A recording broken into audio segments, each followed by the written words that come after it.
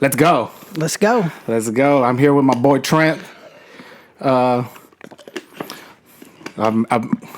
met you when did we start Guardian? Well, when did I start? I met you when they changed over to the new place or whatever. Yeah. Yeah. What was that? Like March, something like that. It was something.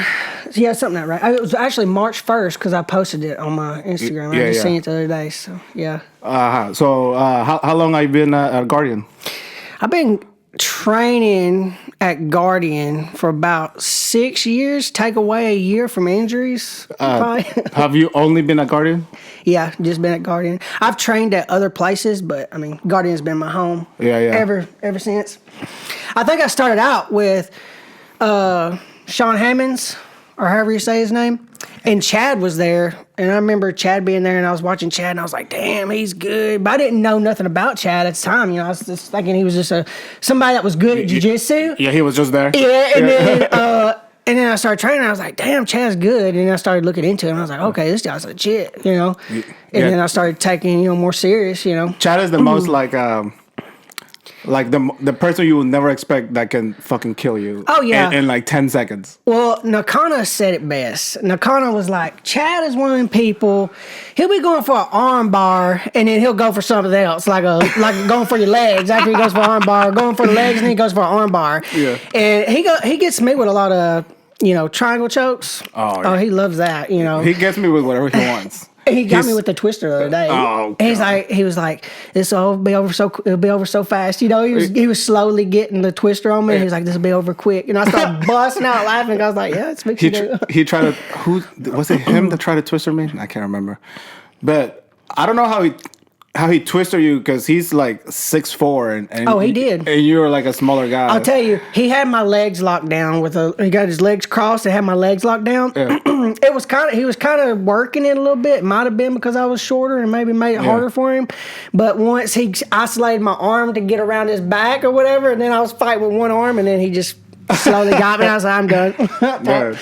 It's also like sparring with him, like striking. Dude. Is the worst. It's like a octopus. Like his like arms are like flaying, but he's doing good technique. Like he's not like just throwing hands. It's just they just come out of nowhere. Oh, he's throwing hands. So let me tell you, he throws hands. He's caught me a few times, but I love it. I don't understand how he can punch so hard, being so like skinny, kind of like that Sean O'Malley kind of thing, right? Yeah. Well, it's kind of like Parker. Parker's very insightful about all this stuff. I don't know if you talk to him a lot about stuff like this, but he said a good punch is when you get that snap at the end. You don't want to be over, like you want to have you want to hit right when your hand is like almost fully extended, but a little bit more to push. You know, I don't know how to explain it, but getting that snap at the end, and I think Chad's good at that. Well, that's how I think. Like my kicks are okay. Your kicks are getting good. Because when you throw it, and also it's not just throwing your whole leg, it's also like when you bend the knee and like snap it. Yes. Like throwing it like that late whip, right? Mm-hmm. It's kind of like, that makes a lot of sense for the punches too. Oh yeah. It's the same thing. And also trying to get close to Chad. It's like, bro, his arm is like my whole torso. I just rush in sometimes. Oh yeah, me too. I just have to like. I try not to headbutt you. Okay, I'm sorry. And then what you gonna take him down to the ground? Yeah. You know what I mean? It's like lose all the way around. Where were you born, dude? I was born in Murfreesboro. Oh, so you've always been. I've lived in Woodbury my whole life. In Woodbury? Yeah, and as I went, through my life or whatever, parents divorced, it was kind of rough, they were both young. My mom was 14 when she had me. Really? 14 or 15 when she had me. Oh, shit. Yeah. So she was like a freshman. She was going barely to high school pregnant, that was probably tough, and then they divorced or whatever, and then... You were young? I was young. And I don't know, just, stuff happens. Your parents are learning too. I mean, you can't hold stuff against your parents because your parents are learning too. You know what I mean? So especially being that young, it's like that. That's even tougher. Like if it's tough for us being adults, I can only imagine. Well, my cousin, her name's Brooklyn. She's like 12 or 13 right now, and I'm just you know, she's smart, you know, but she's immature. She's just young, you know. And I'm like, damn, that's only like a year or two off what she was pregnant. You know what I mean? I was like, wow. Yeah. But I played a lot of baseball. I started out, my first love was baseball. What position did you play? I played shortstop and second and pitcher. And then as I got older, I started playing outfield. And then when I got in high school, I started being a catcher. Oh. Because he liked how... She played everything then. Oh, yeah. I played a lot, you know. That was one of my first sports, too, baseball. Yeah. But I played first base because I was pretty chubby. Yeah. I could have... Did you hit the ball good? Yeah, I was third. Yeah, I was a third bat. Yeah, I was like third or. Can you imagine if I was that chubby, I couldn't hit that hard? Bro, baseball is pretty hard too. You know, you gotta be. Dude, trying to hit that ball because I haven't played in a while, obviously, and we went to the batting cages on Go USA. Was you rusty? Oh, the 40 I could hit. Yeah. Then I went to the 80 and I was scared, dude, because I haven't seen a ball thrown at me that hard. I seen the 90 something. Oh, I don't know. It was in the 90s because we got invited, or certain players got picked to go play at this, at MTSU. And we was all like trying out for MTSU. Like we got a letter or whatever. They have a baseball team? Yeah, they got MTSU. Oh yeah. They got a baseball team. And you know what's funny is their catcher at the time was my height and he was my number 10. Oh, yeah. And I remember I went to a game and I was like, I'm coming for it. I'm coming for that position, dude. Yeah.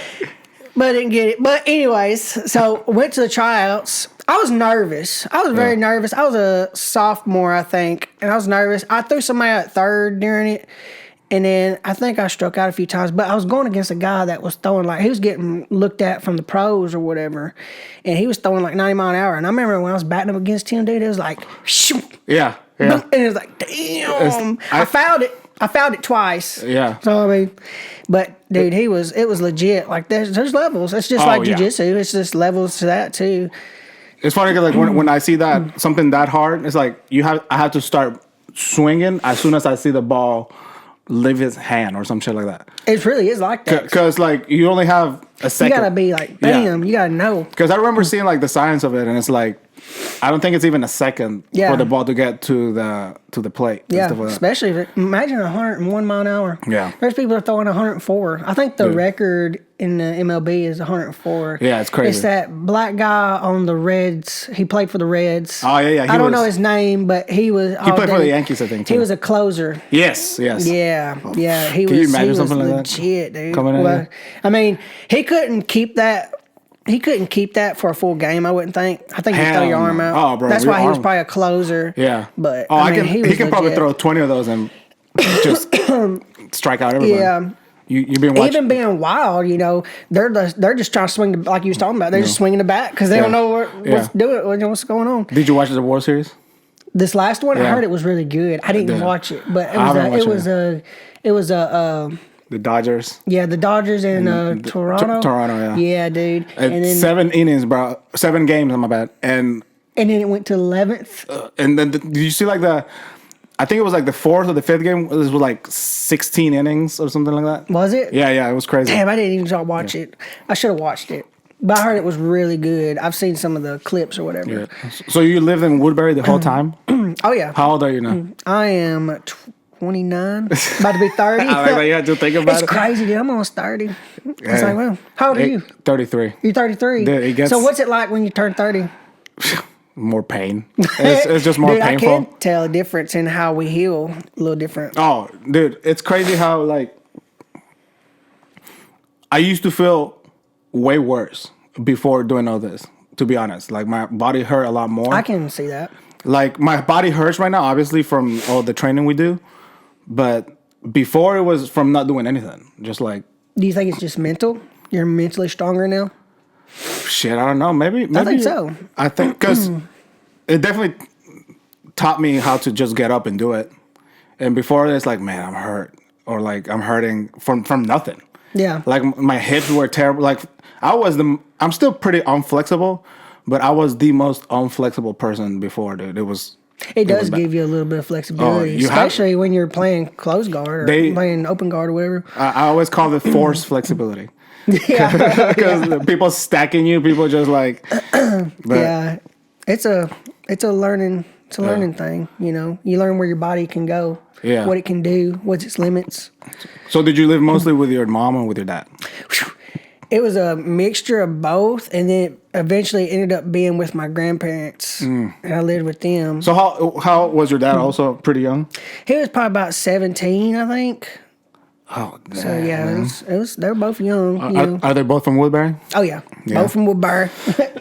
And my grandparents, they've been together for 50, married. Let me say that, married 52 years. Where do you hear that? Where do you hear that? Nowadays? Yeah, where do you hear Only, that? only with grandparents there. Yes, it's insane. I think, they're more like traditional.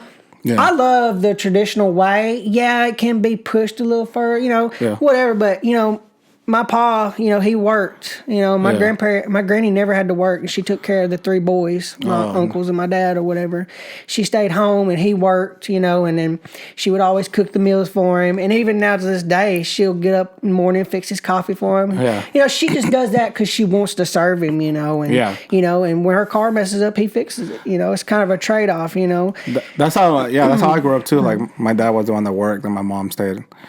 And bro, even like staying home, like they work, dude. They Oh, work. yeah. They work so hard. Oh, yeah. Like I never like we always had food. The house was clean. That's all you need. The laundry wasn't done. It kind of made me like. Whenever I first moved out, I was like, "This sucks." It's like, Yeah. holy shit! Like It does hit you, don't it? And you never realize it until like you have to do it, and it's like you just take it for granted. And now you understand why they told you things not to do, Oh, and yeah. this and that, and it's like, oh, that's Dude. why they were trying. They were smart, You know, it's like you said, like when you're young, you just don't know shit. You don't Like, know nothing. You don't know. I still don't know nothing really. No, I it's know still a little bit. But not, every day you learn something. Oh yeah. Like if you're not learning something, it's you're doing it wrong. Well, that comes down to the saying, the best saying I ever heard. You're just like the 5 people you hang around with, and that's so true. And even family members too. Just people you hang around with. It really goes a long way because you hang around somebody, you start getting their habits. Yeah. You start doing their habits. I need your friends. I'm partying too much now. I'm like, those Yeah. guys. Yeah, I don't party. I partied a long time ago, and then it's like now it's like thinking about partying. It's like, oh man. I'm just It would thinking the have to next. be with really close friends. Yes. And I'd have to stay somewhere. I'm very selective with what Yeah. I don't want to go to bars anymore. Hell no. Nope. Back in the day, bro, where I'm from, we used to go to bars at 14. Like they Wow. didn't care. Like they wouldn't check your ID and shit like that. Yeah, they as didn't long care. as you have money, it's a very different place. Over there, you can drink at 18, but I've looked like this since I was like 13. Yeah, you can go beer. I can't go. No, well, I didn't have a beer though, but I've already looked like this, and we used to go to the store and like Walmart shit and buy booze at 14.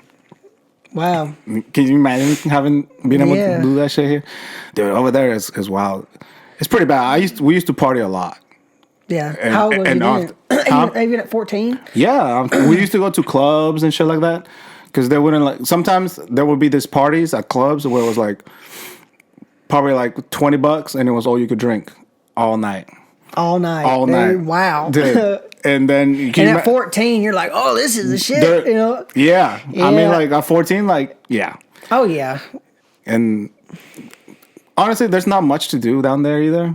Where I lived in the city, like we weren't into like hiking or fishing or hunting or anything like that. So all we could Was do it not common down there for people to do, or just? Yeah, well, you have to drive away, obviously, but because we were like in the city, like in the middle. Well, there's a bunch of mountains, but you can't really go hike in all the mountains and shit like that. But just the culture is different. Like the culture is like That's what I want to experience, the cultures of different places. yeah, everybody starts drinking pretty early down there. That seems to be pretty common. There's not much to do really. You go to the mall and shit like that. But I bet, is family more close?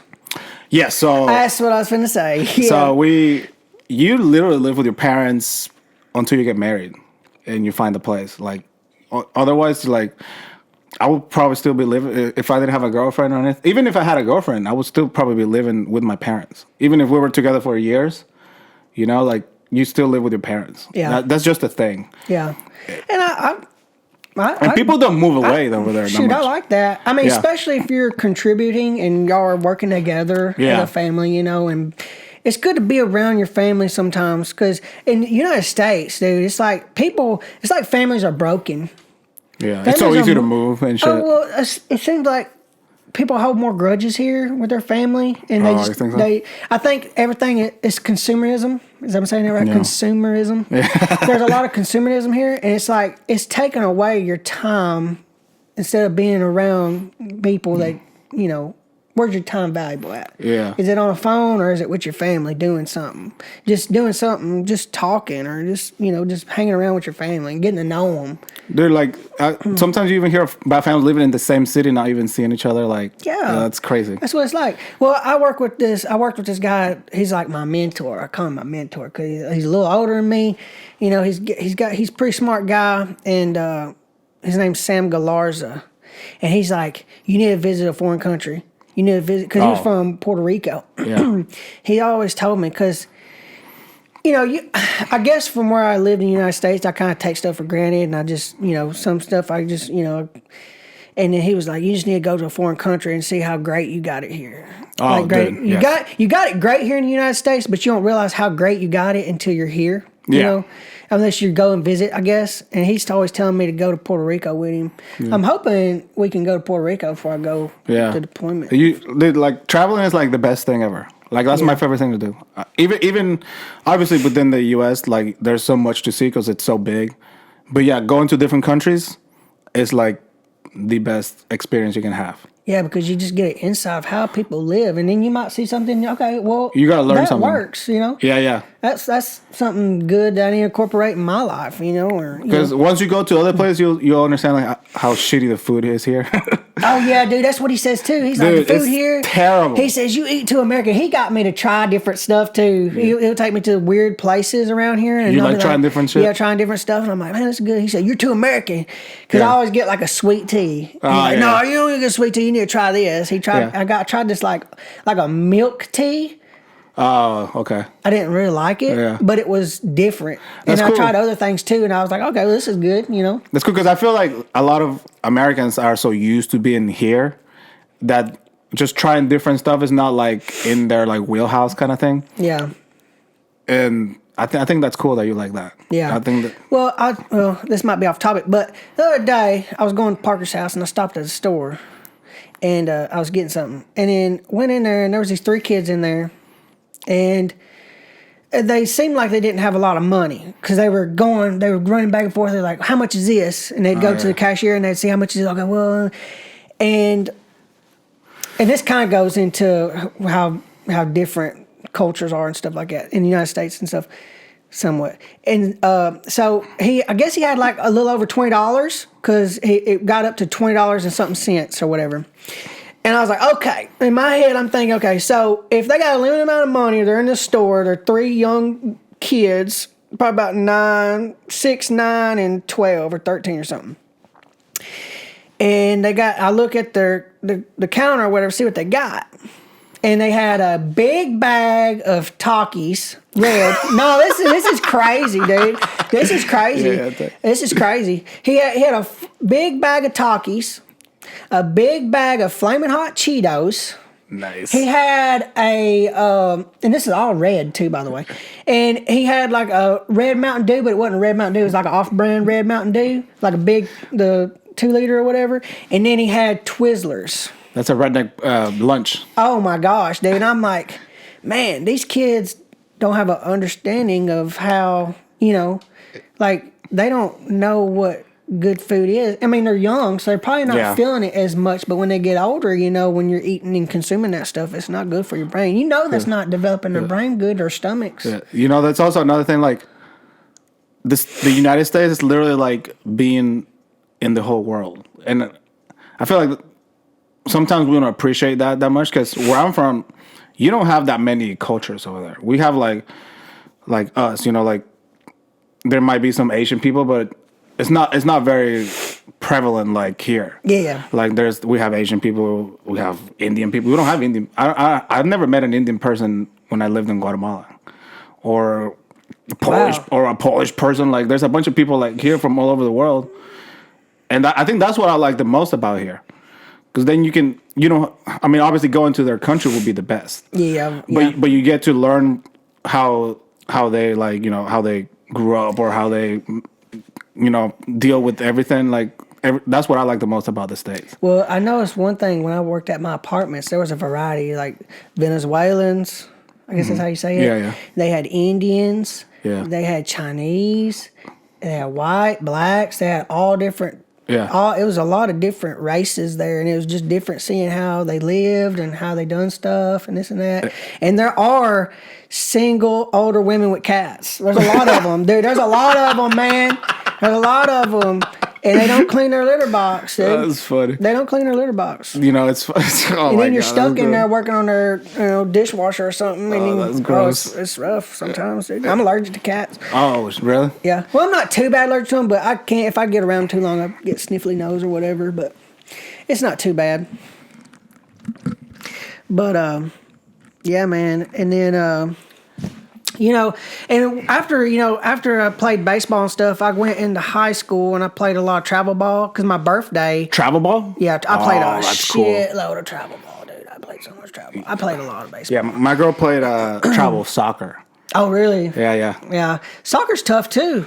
I always thought that was really cool, the travel ball kind of thing, just to like play with other people. Yeah. That's really cool. I've played some stacked teams though. Oh, You'll yeah. have like a regular decent team, and then you'll go to these travel ball teams where they do tournaments and stuff, and they'll be like 6 foot tall, 12-year-olds. I'm like, what the fuck? Yeah, because you're not just playing with your high school We people. played with one team in Barfield. We made it to the championship game, and they was hitting home runs every other. I mean, they beat us bad, and it's like, damn, we're the second best team, and y'all are just hitting home runs and just dominating us. They were huge. So you only played baseball in high school? Oh yeah, and then I got in high school. I started catching or whatever. I got all district my sophomore year and my junior year. I got player of the year my junior year, and then my senior year I was out because I had a hydrocele. My nut swelled up on me. Yeah. Oh, you were telling me about that. Yeah, my nut swelled up on me, and I was like, "What the fuck is going on?" How did you know? Was it just hurting one day? So I was getting up. Your for school. cup didn't fit or something. No. This is a lot more crazier. So it's kind of a funny story. So I wake up for school, and I'm like, "Oh man, dude!" I wake up, my alarm. My alarm's going off. My granny's probably my granny was in the kitchen. She's always up before me or whatever. And then I wake up and I'm like, damn, I'm hurting. And I reach down and I feel, and I'm like, what is going on? I start panicking. I get up and I'm like, was it huge or something? It was It was just swelled up, and it was, I don't know, it was weird. It wasn't right. I'll tell you that. Did you feel like your nutsack was about to like rip? It was the ball. It wasn't, just the ball? Yeah, just one. Just one. And it was swelled up, and I'm like, oh my God, dude, I'm panicking, I'm like, what the fuck is going on? And out of nowhere? Like you didn't have any pain before? I woke up from a dead sleep, nothing going on, normal life. And I'm like, oh my God. Now I go in there with my granny, and I'm like, Granny, dude. Granny, look at my nuts. No, I didn't tell her. I didn't tell her. I was like, Granny, man, I'm hurting. I don't know what's going on. And I go to the bathroom, and I guess I was going in there to look or see or whatever. And I start getting dizzy, bro. And I'm holding on to the counter. And I just go, wow. I just fumble down, dude. Do you really? Land on my face in the bathroom. My granny runs in there. Oh, my God. I got my clothes on. But, I pass out. And then I wake up, and I'm like, oh, my God, dude, I'm going to die or something. And she runs in there to my pa, wakes him up. And Paul was like, come here, let me see it. Oh, so I go in there. No. I go in there. He's like, let me see. He gets up out of his bed. He's hairy too, like really hairy dude. He's out of his bed. He's kind of just woke up. Let me see it. So I show him where. He's like, oh, you all right? And I said, hell no, hey, dude, look how big that thing is. It's like I'm on the floor. It's like a damn tennis ball. He's like, oh, you be all right, it'll go down. And I said, no, it ain't. I'm going to go to the doctor. So I went to the doctor.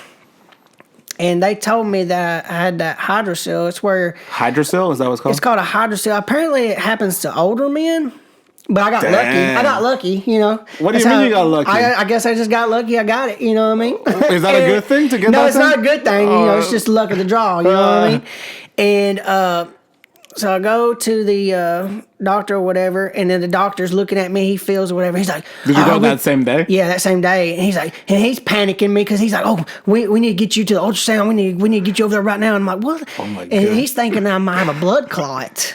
In your nut? Yeah. Like Damn, a blood clot, because that's it just crazy. did not look normal. It was not normal. I don't know how the pa was. My pa was like, "Oh, you be all right." He's that hard, bad. man. He's seen some shit. He's like, your nuts hurt? Boy, that ain't shit. Yeah, I got to take care of you. Yeah, and then they take me to the ultrasound room. That was weird on its own. So I had an ultrasound on them. It was an old woman too. Did she put the cream on it? And what made it weird, I was already weirded out. You know, I'm kind of, my nerves are up. How old were you? I was, Well, you say you were in high school? yeah, probably about 19. Oh, no. Oh, I think I graduated high school at 19. Oh, you great. Okay. So I might have been 18, 19 years old. Yeah. I got held back a year, my first grade year. Oh, okay. And then, so she does that, and then I had to have surgery on it. They had to cut me open, drain it, because apparently you have a sac around your nut too, and if it gets clogged up or something, it'll swell up with fluid, and that's what it was. It swelled up with fluid, and so I got that taken care of, you know. But it took me out of my senior year, and I was really wanting to play college ball and stuff like that. Oh, I see. And Yeah, it you took me couldn't out of play my sport. senior year. And then I got on drugs, you know. So you know how that goes. I did drugs through high school, but I wasn't like an addict, Yeah, You know what I'm saying? You know, Just try there's shit. a difference. I've been both, and I wasn't that bad. and then, me and my girlfriend didn't work out, and all that bullshit. And then I started getting on pills pretty bad. And then, Did you go to college or anything? no. No, just I straight. wanted to go to college just to play baseball. And my coach was real honest with me. I really respect him. Tony Stinnett. He was actually something to do with radio at MTSU too. He quit high school baseball or whatever and then went to do that or whatever. And he told me, he was like, your grades are not good enough to go anywhere. And then you're a smaller guy. You're probably not going to be accepted into a big like an Program. organization of baseball. Like going pro is going to be very hard for you. Basically just tell me the truth like a man, you know what I mean? And I'm like, yeah, you're right. And he said, but you are good enough to play a smaller college league or whatever. You are good enough to play that, but you need to get your grades better because I never. You know the Astros guy? That guy's pretty tiny. Altuve? Well, who is it? Jose Altuve? I think I know who you're talking about. But That guy's tiny. He's really he? good. Yeah. He's probably like 5'3" or something like that. yeah, dude. Yeah. It's possible. you Yeah. know? I mean, he's the only one that I've seen that's that small though. Yeah. Usually they're all like huge. Yeah. That's how they can hit that ball so far. Yeah. too. What did you want to? So you wanted to go play baseball? Oh yeah, That was your thing? That was my thing. That was Out what of high school? I remember when I was like in little. They asked what you want to be when you grow up, and I said a pro baseball player. I believed it. You know what I mean? Yeah. I didn't Oh, dude, care how I small believe so many was. things about me that it's like, Yeah, it's dude. like But you gotta have that. You gotta have that. you gotta have that You delusion gotta have, a little you gotta bit. have a little bit of delusion, a little bit in anything. If you want to be something or Yeah. be good at something, Yeah, you gotta believe in yourself, even if it doesn't pan out. Yeah. Because Oh, yeah, of I've course. learned that. I mean, the hard. I guess like like the drum shit. I always wanted to. That's why I moved to the States, and it didn't work out or hasn't worked out yet. But you're glad you did it though. Do you know what? It's yes and no, because like I don't realize that until my mom passed, where it was like When did she pass? 3 years ago, 2022, and then you realize, man, I spent so much time away from like them people, like That's what we was talking about. Yeah, earlier, exactly. You know what I mean? That group of people. But like if I didn't come here, I wouldn't be here. And Be doing a cool podcast. to be honest, like I do like my life. It's we work. It's not like anything fancy, but dude, I got everything I need. Like, and Yeah. I think that's part also like of growing up. It's like, and then like you said, like your friends, like you need to go somewhere else to see how good you have it. Because honestly, what do you really need? It's like all I really need is like, I mean, I have a house. Yep. We have a house. We have food. Water. We got friends. We got cars. Got like clothes. Yeah, we're got not. a couch to sit on. we're not bed exact- to lay in. Exactly. We're not exactly struggling. We even have luxuries. Like Yeah. it's like you don't see that when you're young. I was so like blinded by wanting to just make it that you don't realize how good you have it. Oh yeah. Yeah, it's so true. You can really get in your head and not realize how good It's you depressing. really have it. Oh yeah, You it's know what very I mean? depressing. Like sometimes you just I think that's one of the things because I had depression too, and it's like dwell on it so yeah, much. and it's like some people say depression is not real. To a certain degree, I kind of believe it in a way. You know what I mean? I do believe depression is real. I mean, obviously you can have chemical imbalance, but I think a lot of mental illness like anxiety, depression, all this stuff can be fixed by your habits. Yeah. And the food you eat, and the sleep you get, and the people you hang around. I bet you can heal a lot of them just by the simple stuff like that. And sometimes I think it's just realizing that you have all that. Because sometimes you might you have a great group of friends, and you just still like not feeling like it's worth, like, or you're worth or whatever. Yeah. But it's just like a perspective kind of thing. Cause it's called framing. Yeah, the framing. Is that what? Yeah. Well, I was in rehab with this one guy. He was a tech. He was a cool guy, and I was real shy in school, bro. Like I was so quiet, like talking to girls or even talking to dudes, especially women, dog. When I talk to girls, like girls talking to me, I'd be your nuts start swelling. Maybe that's why your nuts start swelling up, both of them. No, dude. I remember, dude. I was very insecure when I was in school, man. I didn't feel like I was smart because I was in special ed. And I kind of had like, I was like, man, I must be different, I must. And then, in childhood, I had some things. I'm not going to say it on here, but I had some doubts in me, Yeah. And then being in special ed, and then realizing, okay, I'm not up to par or whatever. So you went to like a different. You weren't with all the people when you were in high school and stuff. Even in high school. Oh, in high school, I got kicked out my 8th grade year. My special ed teacher told me not to try on. She told me not to try on the test. I didn't try on this test, and I ended up passing it. And they put me in 8th grade in regular classes and stuff. That was rough. She told me not to try, to not do good on the test so that I can stay in or whatever. She told me that. I'm not making this up. She told me not to try on it. Yeah, ain't it? And I ended up passing it. I passed it. How did you do in high school then? Like I did all right in high school. I copied a lot of people. I copied a lot of people. I mingled, and I think. So you weren't shy. I was trying enough to get past. You know what I mean? But was it hard? Was it like really hard for you? Man, I really did not try at all in high school, dude. Yeah, that's I a problem. really did not give a shit, dude. I would go to sleep in class, dude. I failed 2 Spanish classes, and I failed French class.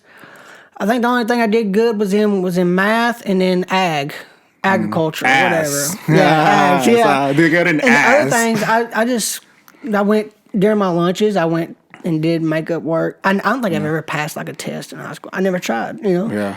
And I think most people it's like that, but it's also like it's so different because how many people did you have in your graduating class? I don't even know. Oh, but Woodbury's kind of smaller. Yeah, I don't even know how many.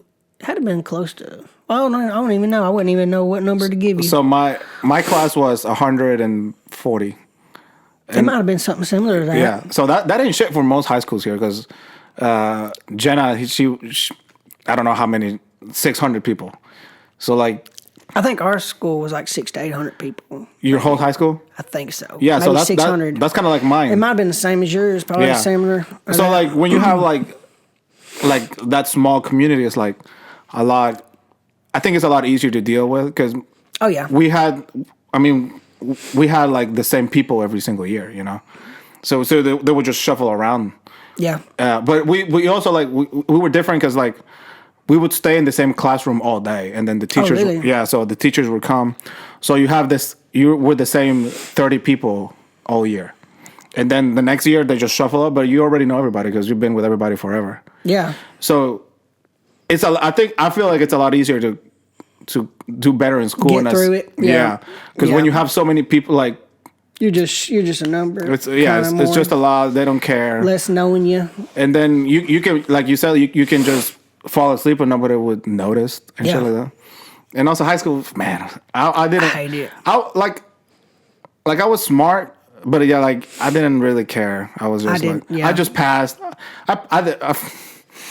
Did I struggle? Nah, I didn't really struggle, but I could have done a lot better. Oh, me too. I could have been a lot man. better. I For could sure. have done a lot better if I would have tried. But And now, and that's what your parents said. Like my parents were always like, "You're smart. You can do all this." And I was like, "Yeah, you're right, but I don't give a fuck." yeah. But now it's like, man, if I wish I would have took it more serious. yeah, because if I would have been disciplined back then, I could have been a lot more disciplined now.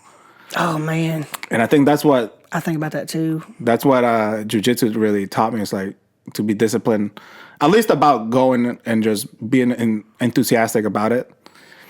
So, that's interesting. I'm gonna ask you this because I went golfing with my boss's husband and Chase. I don't know if you met Chase. I don't think He trains out of Razor Edge. He trains with Mackie and Taylor and all of them. Yeah. And he's really good. He's really good stand up. And he's getting there. You know what I mean? He ain't been training that long. He's pretty decent. Is that the heavyweight guy? No, he's shorter, Oh, okay. skinny guy. Porter is the Porter's the big. He's athletic, ain't he? Yeah. He's athletic. Okay, I was confused. And so we went golfing or whatever, and I'm just sitting there. We're just bullshitting, talking shit, playing golf or whatever. Parker was there too. And I asked him, I said, man, since you've been training, don't you feel like you're more calmer? And that's the question I'm going to ask you. Do you feel more calmer in yourself after Yes. you've been training? Yes. Like it makes you not get hot-headed about stuff? Like, Not even that. It also helped me realize, like we were talking about, like I got everything I need. yeah. Because before that, I think it was the anxiety of not doing anything for so long. It's true. It's real. It is. It is It's real. 100%. Like if there was something that I could tell myself back in the day, it was like, don't ever stop like working out or playing sports or go play pickup ball or whatever. Do whatever. Do something. Yeah. Because man, your body and especially your mind will definitely like. Oh, it'll slowly go down. Yeah. And it's good to have, like, you know, just like we're talking about, having people around you that are pushing themselves to do stuff Yeah. and do things. You know, it's good seeing that, and it motivates you to maybe want to eat. You see somebody bring a meal prep in, you're like, okay, well, maybe I need to start meal prepping. Yeah. You know, you want to. It definitely made me want to eat better. Oh yeah. Well, it's like if you don't know something exists, you will never try it. You Yeah. know, and then when you see people doing stuff. That's another thing that I think. when you know. Yeah, we get shielded here. Is like you don't really know much because you're so like Yes. stuck in your phone, and I think that's the worst part. It's not even stuck in your community because if it were your community, you're at least doing something with other people. Yeah. But everybody's like this. Yeah. And at first it started with the video games, right? But at least with video games, you're interacting with other people. Yeah. But now it's the phone and you're by yourself all the time. Well, now, you know, back in the day, you know, you'd have controllers and people would have to come to your house to play together. Exactly. And now it's like, Yes. oh, you're over at your house, he's over at his Yes. house, and you're playing from another state or something, like, you know, like we're playing together. I miss that, dude. We used to have some. This game used to be called Conquer's Bat for Day.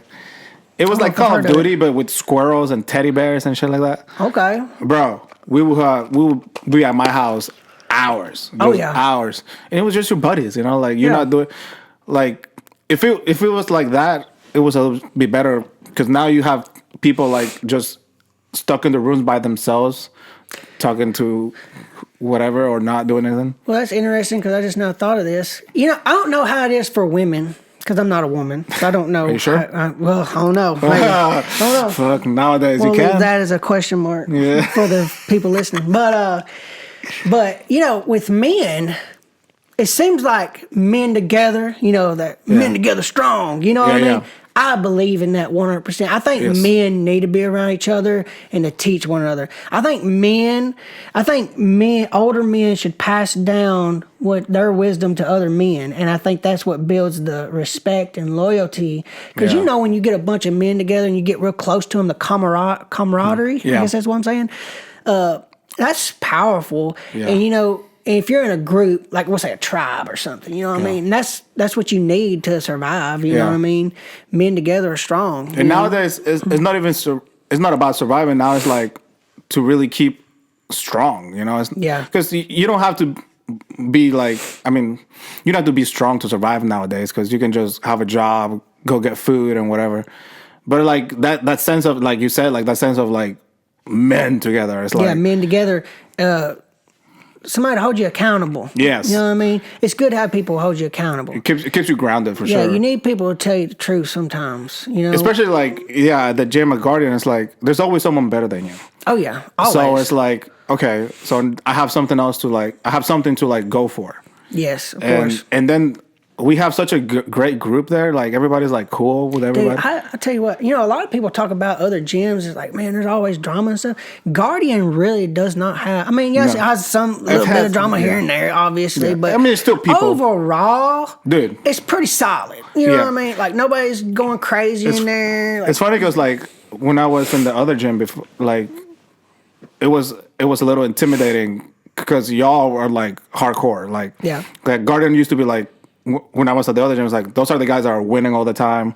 And I was like, man, it's got to be tough going. And it's tough because, like, the guys are good. Y'all are good. Yeah. We have, like, really good fighters there.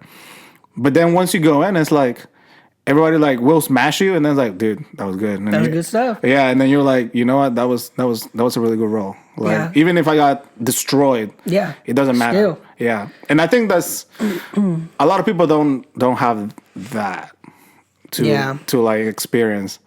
Obviously life will bring you in a different type of way, but this one is different. This one is like, especially because it's physical. Yeah, I think you get a lot more than just the physical. Oh yeah. Well, like you were talking about like how like what were you saying, like, oh dude, I can hang out with anybody physically and stuff like that. And then you said like they're not used to like being pushed mentally to that point where like I want to quit but I can't. Yeah, like that's a level. Yes. Of I don't know if it's maturity. Is it maturity or just wisdom? Man. I mean everything. I think it's everything. Yeah, it's everything. I think I've grown more in this couple years that I've done martial arts than my whole adult life, because like obviously high school and you with your parents and shit like that. But then when you're on your own, you're just trying to like make it. Yeah, you're just trying to make it. And I think it's good too when you give feedback. I try to give feedback to people that, white belts or whatever, when they do stuff. I'll give them feedback like, hey, try this or this and that. And it's important. Yes, oh, yeah. Because and you give it to people that are going to listen. Like you just, most people, they're coming in there, they're just being wild. You kind of let them know, whatever. But people that are in there that are actually trying and they do something, and you're like, oh, I noticed something you did. Maybe try this out. You know what I mean? And people got different body types. Yeah. And you learn from different things. Because like you can go and learn from the teacher, but the teacher only tells you so much because you're not actually fighting with them. You're fighting with your teammates. Right. And like your teammates are the ones that really teach you. Yep. So I think that's how you get a community where like people really want to help everybody. Right. And I think that's what we got at Guardian. Like that's 100%. That's what we got there because everybody's a team. It's a team. Yeah. It's very it's good. It's good. It's a good aura or whatever. How did you start doing martial arts?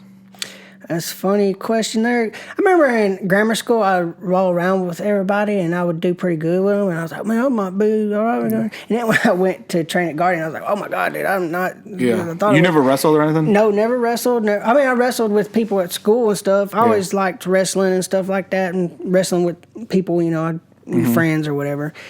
But how I got into it. How old were you? 24. 24. I think, something around there. I went to rehab, and that was rough, I kept relapsing a lot. And then I remember one time I relapsed. This is a good little thing here. I relapsed one time, and I went to like it's a place where you detox, I guess you could say. And we was in there, and I was acting up. I said, I'm not going to the damn meetings. Y'all ain't making me go to the meetings. I'm not going to do the meetings. I don't want to do the meetings. I'm not doing it. Yeah. Y'all got me held here. I'm not doing this. And then I was laying on a couch, and then they were all in the group or whatever, and this older black man, he rolled his chair up to me. We was already arguing, kind of, not like yelling, but arguing like, I'm not doing it, you know what I mean? And he got his chair out, and I'll never forget it because I think this was my turning point to realizing what's going on, like how I needed to go about things. It was the start. He rolled up his chair to me and he was like, he didn't say nothing. We kind of didn't talk for a minute. And then he kind of rolled his chair up to me and he was like, you're either going to pay me now or you're going to pay me later. And he pointed in my face and he said, but you will pay me. And I'm sitting there like, what the fuck? Was this guy like part of like? He was an older guy. He was a tech for the rehab, you know, or the whatever, detox. And I remember I was like, and I get what he was saying. And then he started explaining himself. He was like, you either get your shit straight while you're young and get ahead, or you'll be like me, 60-something, who's 60-something. You'll be 60-something year old, and now you're just now getting ahead. You know, just now starting to get your life straight. And I was like, man, that was good stuff. And I went to that. How old were you when that happened? That was like 22, 23, something around there. And then when I got back from rehab, you know, I had debt with my grandparents because they took over my car payment because I couldn't pay it. And then when I came back, you know, I lived with my mom. I didn't even have a car. They had my car because they owned it because they were paying for it, you know. I didn't have a car. Came back. I was living with my mom. My mom kind of lives in kind of like a kind of poverty a little bit, but I mean, it gets by. And I remember I got in the shower. I mean, the shower, you know, the front of the shower, you got your shower head. The wall is like broken, like it's rotted. You can see inside. It's rotted. You can see the pipes in the wall. Holy you know, shit. and I remember because when I came back from rehab, I got on heroin and started doing drugs again. And then one day I got in the shower, dude, and I broke down. And I was talking to God, you know. I don't know what your beliefs are, but I was just talking to God. I said, God, I'll do anything if you just show me what I need to do, how I need to go about it. I was crying. I literally was folded over in the shower on my knees, on my elbows, crying. And I was just like, God, please help me. Please help me. I just don't know what to do. And then I started working. Got a job. I was trying to find a job. My pa was like, well, I got you a job if you want it. It's riding a garbage truck for the city of Woodbury. And I said, all right, I'm take it. Yeah. You didn't make a lot of money, but it was a job. And I was like, I'm going to do it. And I started doing that, and I worked for a city, and they also did water lines and stuff. I did garbage truck twice a week, and then I started working the water lines or whatever, fixing water lines or whatever. And then I started saving my money. I got me a car, a little Toyota car, and me and my pa put a motor in it, a Toyota Camry. And then I slowly saved my money up, and I paid the car off. I paid my grandparents back and paid for the car. That was my black car. Yeah. And then I finally got my debts paid off with everybody, and then I started training at Guardian because I was like, I'm either going to go to the military. I was studying the ASVAB. I said, I'm going to go to the military, or I'm going to go do this jiu-jitsu stuff. Because I always wanted to do jiu-jitsu, and I always thought about going to the Army. It's funny how I'm doing both of them now. Yeah. But how did you why did you start liking jiu-jitsu? Did you know about jiu-jitsu, or like how did you find out? Honestly, I thought that I couldn't go into the military because there was a lot of things that I've heard. I was just misguided. You know, I didn't know enough about it, and I started doing jiu-jitsu, and I was like, oh, I like jiu-jitsu, I'm going to do this. But I thought I couldn't go in because of my hand tattoos, and I thought maybe because I was short, and maybe because I got a 6 toe. I was thinking, you got a 6 toe? Yeah, you didn't see my 6 toe? Dude, we've been training so long. You didn't know I didn't have a 6 toe, bro. I'm not looking at your feet. I'm not into feet, bro. Look at that. Oh, it's stuck together, but there's a bone in that bad boy. Oh my God! You know, when I went to the MEPS when I did my physical for the Army thing or whatever, I said, "Yeah, I got 6 toes." He's like, "What? You got 6 toes?" And doctor got a glove on, and he went down. He got on his knees or whatever, and was feeling my toes. Don't say it like that, bro. You got a bone right there. Oh, bro, don't say it. Do you? You don't say it like that. And he got a bone. Yeah, and then he said, I don't think that's no problem. I think you're good on that. I don't think it's a problem. I'll tell you what, though, I'll be straight up honest with you.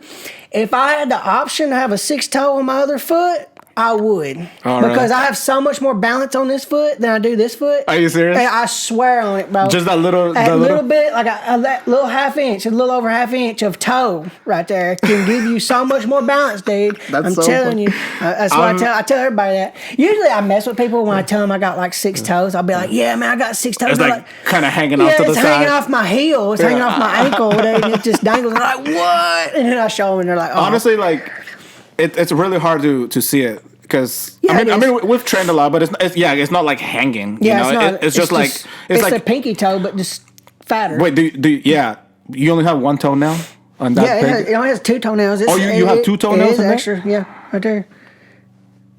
Oh my goodness! I'll tell you what, though, that little extra toe right there will hang on everything. Oh, You'll really? hit everything. Oh, You hit bro, a do door. you stub it? Or Oh, whatever? dude, I got a scar on it where I opened the door on it. Oh my That was a god! good one. That was a good one. But how did you find jiu-jitsu? How did you learn about jiu-jitsu? Oh, I just started looking up stuff online, and For martial arts or like? yeah, I just looked up gyms near me or whatever, and then I seen. I don't know if it was Sean Hammond's gym at the time. I'm pretty sure. It wasn't called Guardian yet. I think it was called Guardian. It was called Guardian. And Matt Moscoviak was there, and Chad Hardy was there, but I think Chad wasn't a coach. I think he just got with Leslie, I think. I don't know yeah. for sure, Yeah. but I think he moved down here, and he was training down there, and I think he was teaching some classes or whatever, but mostly was Matt and Sean. Oh, it's here in Murfreesboro. Yeah, it was that one that we moved from to this one, you know. Yeah. And there was another gym there, it was called something, but I just thought Yeah. their gym looked. That's the importance of how you got your website set up to persuade somebody. Because I was like, is that what this- sway you? Yeah, that's why it's important to know how you got your stuff set up. Because I was like, oh, this looks better, so I'm gonna try them first. Interesting. And then I went there, you know, and it just kicked off from there, dude. I got That's my butt cool. whooped a bunch. I think I didn't get a submission until 4 months. Shit. It took me 4 months to get a submission. That's actually pretty good. I mean, I don't know, dude. It was rough, though. I remember Yeah. I was like, man, dude, am I going to get this? You know, am I going to learn this? Am I even meant for this? You know, I was like, it's funny because like, obviously I'm a little taller than you, but I'm still like pretty small, like frame wise, kind of. yeah, On the gym that I used to be, I was tiny, really? and so I can kind of like be like, bro. There were so many times with pressure, I was like, Especially when you're going to get somebody that knows what they're doing. Yeah. And you don't know what you're doing and you're small. It's like, yes, whoa, dude. yes, Yeah. exactly, It makes you like, what do I need to do here? yeah. Damn, bro. And then you just learn how to frame. You know, I think framing saved me. You like the Guardian website better? Is Oh, that yeah, what- yeah. Like, it just looked better. That's funny. That's how it works. You know, that's the difference. Because I did the same thing. Like when I first started jiu-jitsu, I started Legion, where we are now. yeah. And I just looked up the closest one to me. Like that's really all I don't even think I saw Guardian when I looked it up. But to be honest, I think I'm glad that I went to the other one first. Yeah. To get my feet wet because I feel like they weren't as intense But as didn't Guardian. I thought I heard something about They were good. They were good. Yeah. yeah, they did. I mean, they did good, you know. But they didn't train as like long as us. Like y'all did like 3 rounds at a time or something, Yeah. or whatever. Yeah, so- and then we're doing like 5-minute rounds and 30 minutes at a time. Yeah. So Yeah, that's the difference. That was not like sometimes we'll roll 3 times, 4 times. Sometimes there was this guy. His name was Kyle, and he's like an army guy. He used to teach nogi, and sometimes we would have like 20-minute rounds. Like today we're gonna do a 20-minute round. Damn. And I was like, I'm gonna die. Yeah. But at the same time, it's like it's very helpful. You know, like sometimes we'll do stuff like that. But That's cool, too. Yeah, I love it. We should do that too. I think we should. I think that would be like have a 10-minute Every round. blue man, 10-minute round would probably be perfect. I think that would be really fun. But you know, like we didn't have like striking. We didn't have fighters like that. Mm-hmm. So it was more like a home, like a family oriented kind of thing. of course, yeah.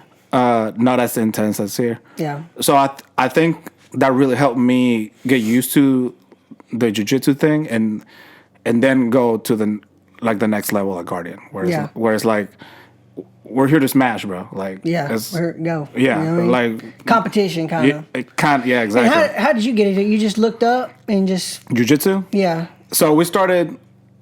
I started getting together with some friends to watch the UFC, Yeah. Oh yeah. and then I was like, That's interesting. And I always kind of liked wrestling around, like, with your Yeah, of friends and course. shit like that. And then I think, what happened? Oh, so then my mom passed.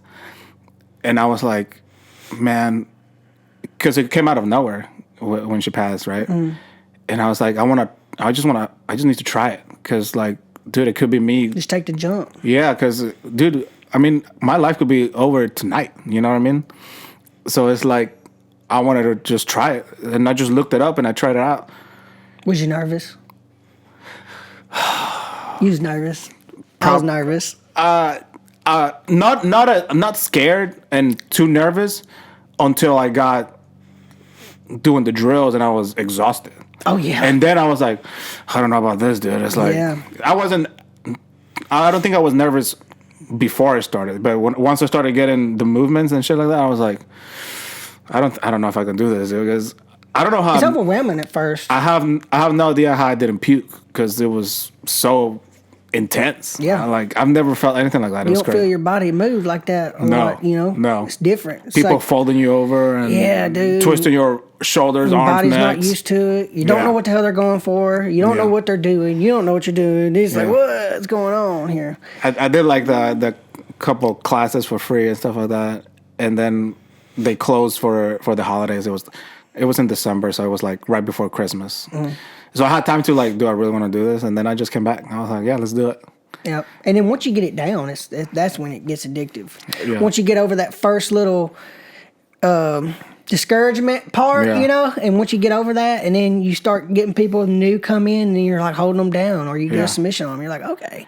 Yeah, once you get like new white belts, and you're like, okay, I can hold this person down.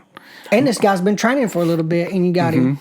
It really gives you a sense of confidence, though, for real. Oh, yeah. It really gave me a lot of more confidence in myself. You talking to girls now and Oh, shit. yeah, dude. It's like, hey, what's up? I'm a blue belt. And it's like, I'm a blue belt. It's like, they're like, what the fuck is that? It's like, and they're now you start like your You do pickup line is karate? like, your pickup is like, did you know my ball swelled up so much? I got confidence to tell you that now. Yeah, before I couldn't tell you that, Yeah. but now I'm a blue belt, and I can tell you that. I think it's a lot more fun once you get to blue belt Oh, yeah. because You have an understanding of where positions are. You Yeah. know how to do a little bit of submissions, and you know Yeah. you just got understanding. You know? yeah, you gotta understand it now. You really can like make up your game and stuff like that. Yeah.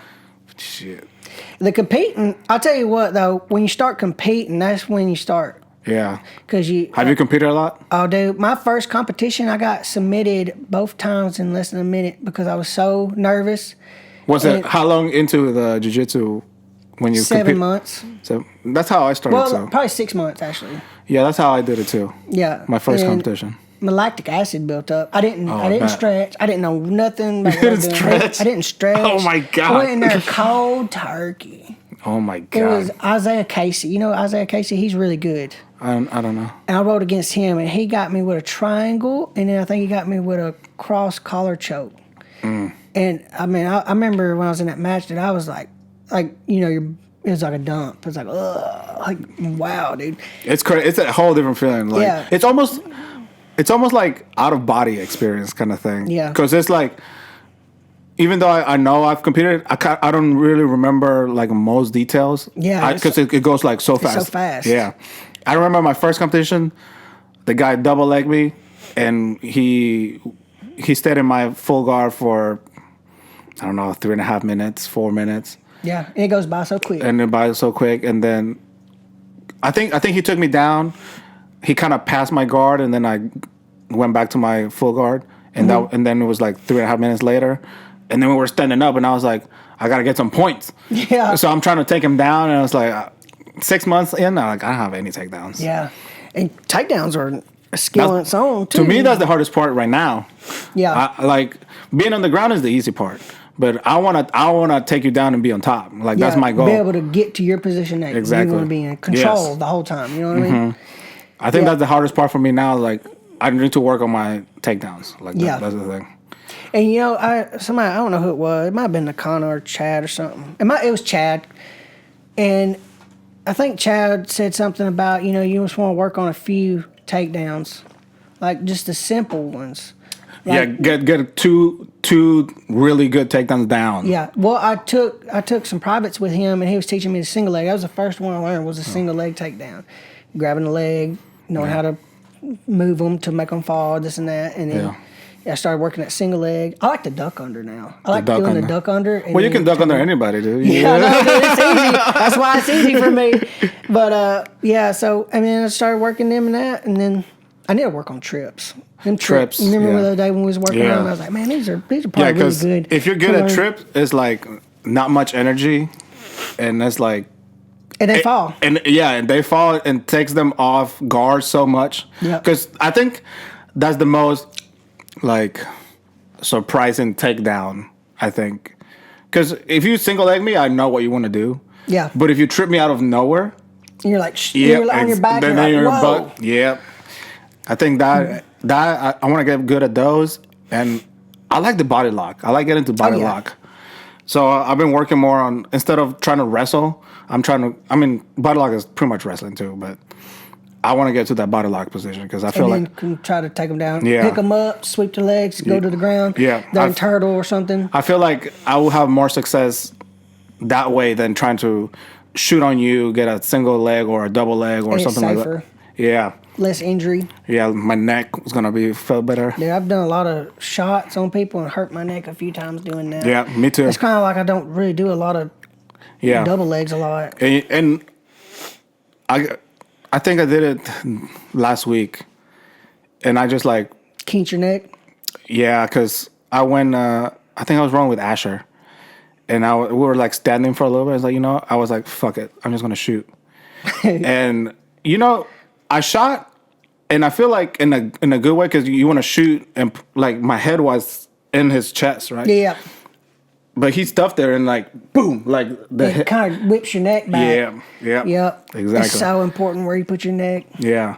So, but like to me, it's like I'm just gonna try it because like if I get it, it's now you know. Yeah, exactly. And like you always like I was always like scared of shooting. I'm still kind of like it's not my favorite thing to do. Yeah. But sometimes I just want to do it. I just want to try it. Like just do it out of nowhere. And then we just go to the grounds like that. Then we're playing jiu-jitsu, Yeah. So like. Well, that's the part of it, taking risk, Exactly. I think I need to do more risky things to like just to try them out. Of course. Because then maybe I'll find something that I'm really good at that I didn't know. So that's what I'm discovering more at Guardian too. Like there's so many different options. Like and there's so many different. People have so many different games there. Yeah. Chad Harley teaches. He teaches his game. Mm-hmm. Because it's his gym, wherever he teaches what he knows and stuff. But it seems like a lot of people do kind of their own little thing, kind of in a way. Asher's kind of more Chad style in a lot of ways, but then he's got his own little creativity, and everybody. You got really good wrestlers. It's like Parker, he's not going to be doing a lot of. I mean, he does some of Chad's stuff, but for his body type and the way he is.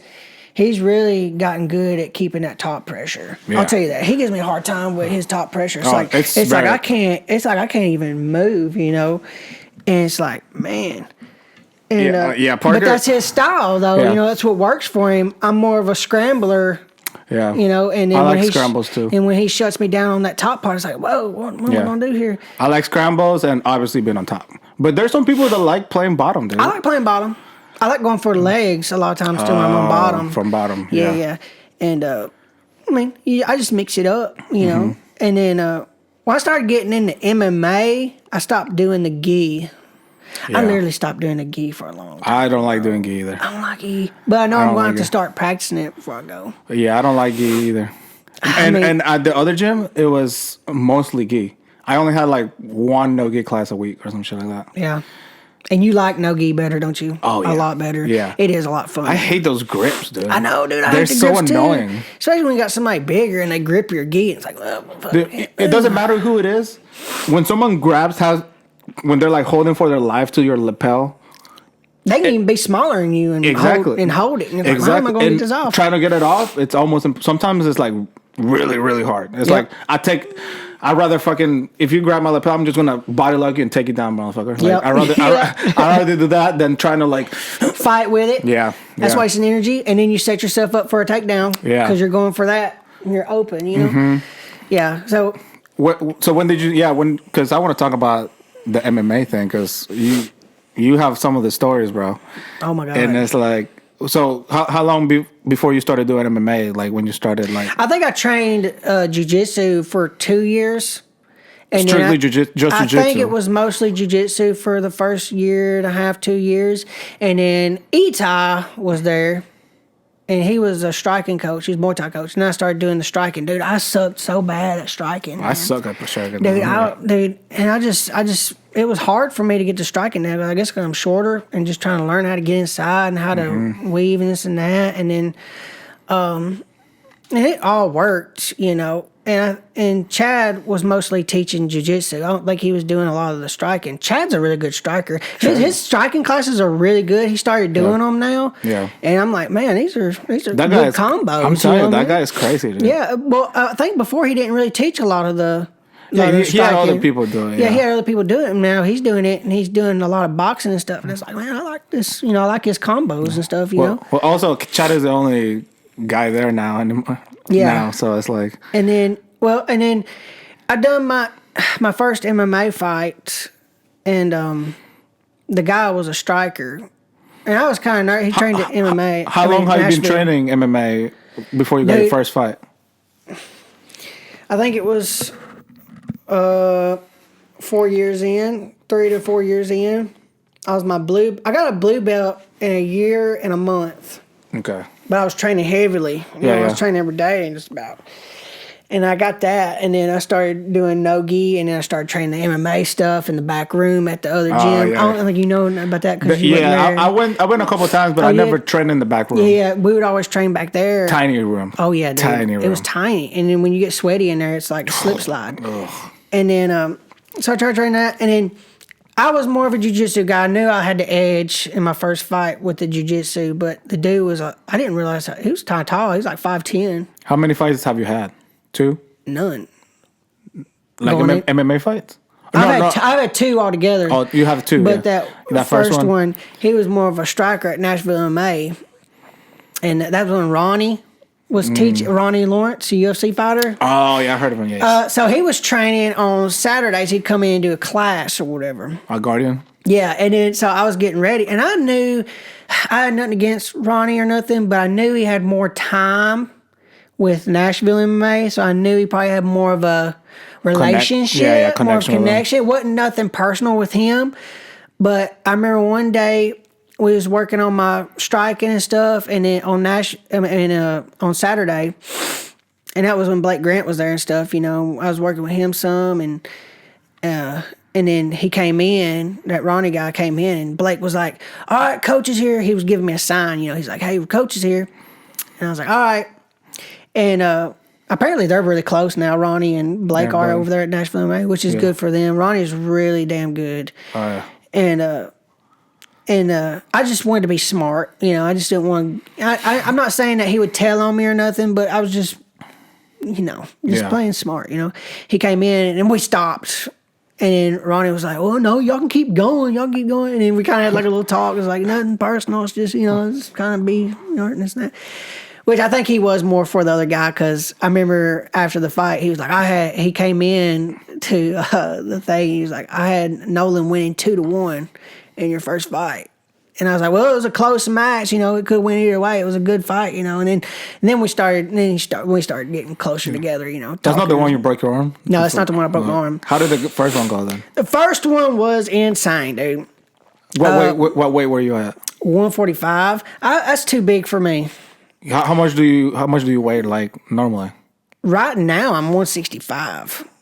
But I should be fighting at 130. I got some fat on me right now. I've been eating good here right now. You know what I mean?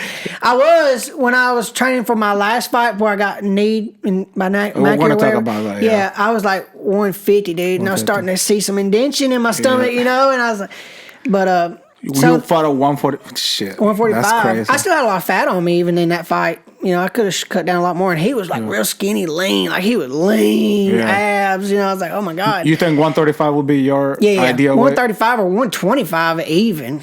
Yeah.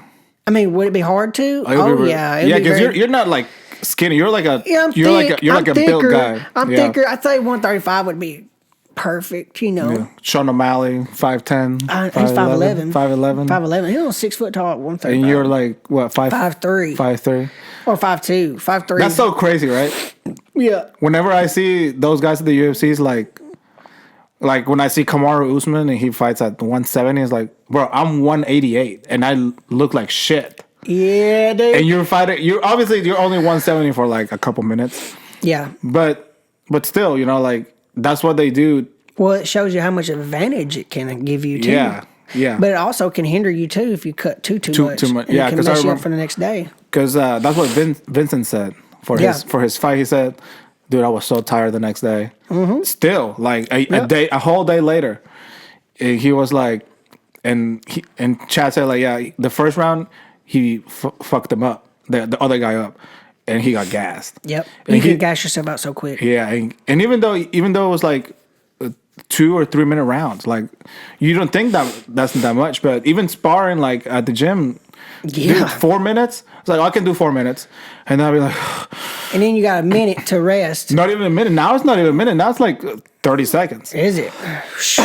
Just how we do jiu-jitsu. Yeah. Jiu-jitsu is like 15 seconds in between. And I think there's definitely a lot to learn from that. Oh, yeah. Because only having 15 seconds and having to go again, it keeps you like, okay, let's go. So it teaches your body to get because now when you compete, you're gonna have 5 minutes, and then you're gonna have probably 5 more minutes, and then you'll be like, okay, I mean, I've done. We do like what 5 rounds with 15 seconds in between, and if you do all the rounds, dude, you're rolling for 30 minutes, like consistently. You're gonna get in some shape. Oh yeah, that's why I want to compete. I haven't competed at blue belt yet. But I have to. I want to. Only thing to watch out for is heel hooks. Heel hooks, because that's when people start practicing heel hooks, and they'll go for heel. Not to say they're good at them. Yeah. But they'll try to attempt them because they can do them now. That's exactly the one thing that has kind of deterred me to, because I want to get better at defense. I think I want to work. Chad, if you listen to this, let's work on more leg lock defense, just so I can be more comfortable. He's got it all too. Yeah. Exactly. He's so diverse. So whenever you fought that, obviously MMA is no shin guards, right? No shin guards. It's I was talking to a pro. My guy I work with, his brother's a pro boxer, Luis Gonzarza. He was like, man, it's basically a pro fight because you're basically fighting with no shin guards, no headgear, no nothing. You're just going in there, but. And it's still amateur, right? Yeah, still amateur. That's fucking crazy. And that fight was really good. I really do believe that I had the first 2 rounds. I even think I had the 3rd round. But did it play mostly on the feet? It was the first round. It was on the feet a lot. I hit him with a good hit. He was peppering, but a lot of them I was blocking. You know, a lot of them. I hit him with one good shot, and then he threw a head kick, and I ducked under it, and then threw a shot, and we went up against the cage, and that's how the first round ended. It was pretty close, but I think I won that round. Was he taller than you? Oh yeah, he was 5'10". Oh shit. And then we went to the second round. I got him with a few head kicks. He got me with a few head kicks that fight too. And then I took him down to the ground, and we wrestled for the ground a little bit. I took his back, and then he got up. You didn't go to the ground the first round? Nope. And in the 3rd round, it was just chaos, just throwing. It was a pretty good fight. I think it was a good fight for amateur. And then, I just ended up getting the split decision win. You got the win? Yeah. Then I got the fight of the night that night. Hell yeah. Where was that fight? That. Huh? Where was it? It was in Nashville. Nashville MMA's gym. At their gym? At their gym. Oh, shit. I think there was some tampering with the weight, because I heard that day that they were some of the Nashville guys were having a hard time making weight. Yeah. And then I weighed myself at 3 different weight things, scales. That's such a big thing. Yeah, and I was weighing 145 on the dot on all 3 of them. I get down there, I'm 142, and then my guy weighs in at 145 even. And I'm like, oh, I see what you mean. I wonder if y'all was having a hard time cutting weight, dude. It's I've seen that, like, even in the UFC it happens, like, where the guy, like, Charles, whenever he fought Justin Gaethje. Yeah, dude, he was a half a pound off. But apparently he was on weight on a different scale.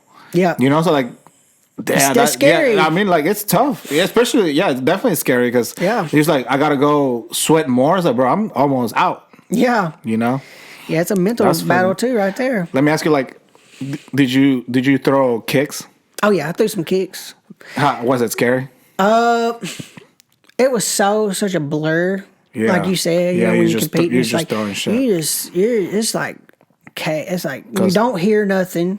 Yeah. I didn't hear nothing. Chad and Was Matt telling you. was telling me during that whole fight. I did not hear them. And then when I watched the videos, like they're telling me all kinds of stuff, and I'm like, I didn't even hear it. Was there a lot of people, or? I mean, it was pretty good. It was a pretty good crowd, But it wasn't even like the crowd noise. It was just like you You're being so dialed in, you don't hear Yeah. nothing. Yeah. And everything is so quick. Yeah. So fast. It's like you just That's so crazy. It's like a the Fast and the Furious, that movie, Yeah. and when he hits the nitrous and it's like Yeah. and everything's like a blur and it's like you're in that moment. That's Yeah. what it feels like, dude. 100%. And then that second fight, you know how that went. So how did you like? Let me ask you, how did you start? Like, I want to do MMA. I've always had I had an interest in it, and I was like, well, I might. Did you get in a lot of fights before? Never been in a fight. I've only been in 2 fights before that. Okay. Yeah, so you weren't like one of those guys that just scrap just for fun. I didn't know what I was doing, but I would go. You know what I mean? Yeah. I was the type of person. Yeah, like, sometimes it's just like, what, are you trying to fuck with me or like? yeah, some shit? like there's some people that'll just fight, and then some people are kind of like, no, I don't want to fight. And I was kind of one of the people that would go. Yeah. Even though I didn't know what I was doing. I was just. You're always up for anything now. Yeah, I guess. I mean, I'm not now. Yeah, Not no, now, but now we're smarter. yeah, we're smarter now. I'm not crazy. And you know how to fight, so it's Yeah, it's like, like I don't want to do none of this. And so I guess it just was just wanting to try it out. My goal, and that's what was hard for me to not continue after I broke my arm, because I had a promise to myself that I wanted to be at least a pro fighter. Now going to UFC, let's be realistic. I just started at 24. Me getting to is it doable? Yes. Anything can happen. You can do anything you want in your life if you just put your effort into it or whatever. You know what I mean? But the likelihood of me going to UFC was very unlikely. I still got to work. I still got to take care of my bills. I got to take care of my body to be able to work. It's a lot of factors. That's just life. And so you wanted to so go pro? I wanted to be at least a low-level pro or make a pro fight. You know what I mean? That was my goal. And that's what I wanted to do. And it was realistic for me. And if it goes higher, then it goes higher. If it don't, then I made my accomplishment, Hey, you're good, bro. Like, I'm telling you. I just wanted to. I feel like I'm not, though, a lot of times. When let me... So everybody listen, this guy's a fucking dog. That's all I know. Trent is a fucking dog. I just try to do my best. I just try not to give up. Even when I'm getting beat up, I just try to keep going. Because like what happened in your second fight is like, to me that's a obviously you see it happen in the UFC and they're like, yeah, they're pros, so they're not gonna quit because of that. But you didn't have to keep fighting, Yeah. I mean, because you broke your fucking arm. Yeah, dude. And like insane. it was bad. It was a bad break. And how long did you fight with that? When did that happen? The second round, or first round? I would say he won because he took me down a couple of times, but I could tell off rip. I do believe my hands were better than his. And I do believe my jiu-jitsu, I know for sure my jiu-jitsu was better than his. He was just bigger and athletic, and he was strong as fuck. Was this 145 also? This was 140. 140. And I do believe my jiu-jitsu was better, and I do believe my hands were better. It was just he kept taking me down. He was just catching me and taking me down, and it kind of just, the way it looked, it made him win the round. So I would give him the first round. If I was really being honest with myself, I'd give him the first round. Second round, it was gone. Oh, I did knock him down in the first round, though. I did clock him once, but he ended up taking me down, so it made it not as, shock or whatever. But second round it went, blah, blah, blah. We was going good, blah, blah. And then I throw an overhand right. And this guy kind of like put his noggin on it. He put his elbow. He had his arm. I kind of slipped his punch, and when I came over from slipping his punch, I hit his elbow, and I swung from half across Woodbury to Nashville when I threw this punch. You're dude. like, I swear, just knock him out. I'm telling you, I was trying to knock him out. You know what I'm saying? And You hit his elbow? I hit somewhere right in here. I don't know if it was exactly his elbow, but it hit right in here. That's pretty strong right there. Yeah. It's always the whipping limb that breaks. So if you're throwing a kick or throwing an overhand, that's the limb that's going to break over a stern. It would be really weird if you break your leg checking that kick. Yeah, yeah. I'd say it happens. I'd say it really does. It's really although happening. the guy's made of metal. Yeah. And there's some people that are made of metal. And so this was the second round then. This is the second round. Is about a minute, half in. Oh God. Maybe a minute. Throw the overhand right. So in. Snap it. Don't even know my arms broke. You didn't feel it? No, adrenaline's pumping through me, dog. Got shot 4 or 5 times. I wouldn't even know it. You know what I mean? And I throw it. And you know how you hit your elbow, your back of your elbow or something, it like numbs it. It's like a numb sting or whatever. Yeah. So I was feeling that. And is that how your arm felt? Like kind of numb, kind of like... Felt numb. And I wasn't really paying attention to it because I was paying attention to him more. But I noticed when I was moving my arms around... My hand was like going down. This hand would move. This hand was just sitting there limp. And I'm like, oh, fuck. And I'm like, damn, that hurt, you know? And then I start moving around. I notice my hands floppy. Dude, you talking about a fucking mental battle, bro. That's what I'm saying. Trent, it's a fucking dog, dude. It was like, okay, something's wrong with my arm. Either it's dead. Did you look at it or anything? Oh, I seen it. I seen it in my vision. Yeah. Oh, yeah, because you're paying attention. If you watch the fight, you'll see me backing up. And dude's coming at me or whatever, and I'm trying like, whoa, what the fuck is going on? And I'm backing up, and then that's when I shot on him. Yeah, just keep going. And then I shot on him, and we went across the cage or whatever, and we hit the cage or whatever, and then I'm on him. He was gassed, bro. He was so out of breath, and I'm like, oh my God, this is my chance. This is my chance to get him on the ground, submit him somehow, or just ground and pound, do something with him. And then I remember I had my arm wrapped around him, and I was holding him for a minute, and I felt my meat. Like I felt the sharpness or whatever was going on in my your bone? My bone was like poking meat. Oh, dude, I remember in my head, I was like, oh my God, dude, something's wrong with my arm. I'm fighting this dude, but I'm also thinking in my head, like, holy shit, something's wrong with my arm. Like my arm broke, you know what I mean? Just all this stuff's going through your head. But was it completely snapped? It broke. You got 2 bones in your arm. You got one that goes on the outside and one goes on the inside. And I hit him with my inside one. Only the inside one broke. Right in the middle here. So that's the easiest part to break, you know. And it snapped. I don't know if it was me kept fighting or it just broke like that. But the bone from the middle chipped out. So you had open bone. The other bone in the middle is like out. Like it's not connected on either side. Oh my God. And it cut like bladed. And I didn't know that until I got to the doctor and they showed me the x-rays or whatever, but it was bladed. So it was like cut at a diagonal. The bone was broke at a diagonal. That's why I was feeling them. That's even worse, right? Yeah, well, it was rough. Well, yeah. And then I was feeling that the sharpness and pointness in my arm. And I'm like, oh, dude, it could have poked out, dude. Yeah, dude, it could have did something. Oh my God. And then he was so out of breath, dog. And I don't know why they didn't call nothing on him, but he spits out his mouthpiece. So they kind of stopped the round. In the middle of the fight? They stopped the round. Oh, yeah. And I remember I was walking around, and they were, you know, I had Blake, Grant, and Matt. I think Chad had something that day. He had something with his work or whatever, you know. And then it had Matt, Parker, and Blake. And I guess they thought that my hand was broke or something. And Blake was like, finish the fucking fight. Which I was going to anyway. Yeah. But, you know, him saying that kind of was like, you know, yeah, I'm going to finish this fucking fight. You know, he didn't know that my arm was broke. Because he just thought my hand was messed up. You can fight through a hand injury, you know. I get it. You know, he's just trying to... He's trying to help. I mean, that's what you do, man. Like you don't quit, right? I think he felt bad because he didn't know my arm was broke. He would have done, you know. But I mean, I also get it too. Like he wants me to win. You know, he's like fucking dig deep. You know what I mean? I get it, understand, and I love that. You know what I mean? So what happened when you go to the stool for like in between the? He didn't even get a stool, so we stopped for a second. He gets his mouthpiece in and starts back to fight. Okay. And then I'm fighting him with one arm. This is the second round still. It's still the second round. And I'm throwing if you watch that fight, I'm actually hitting him a lot with one arm. I was teeing up one arm, dude. But he was still hitting me, too, because I had my hands down.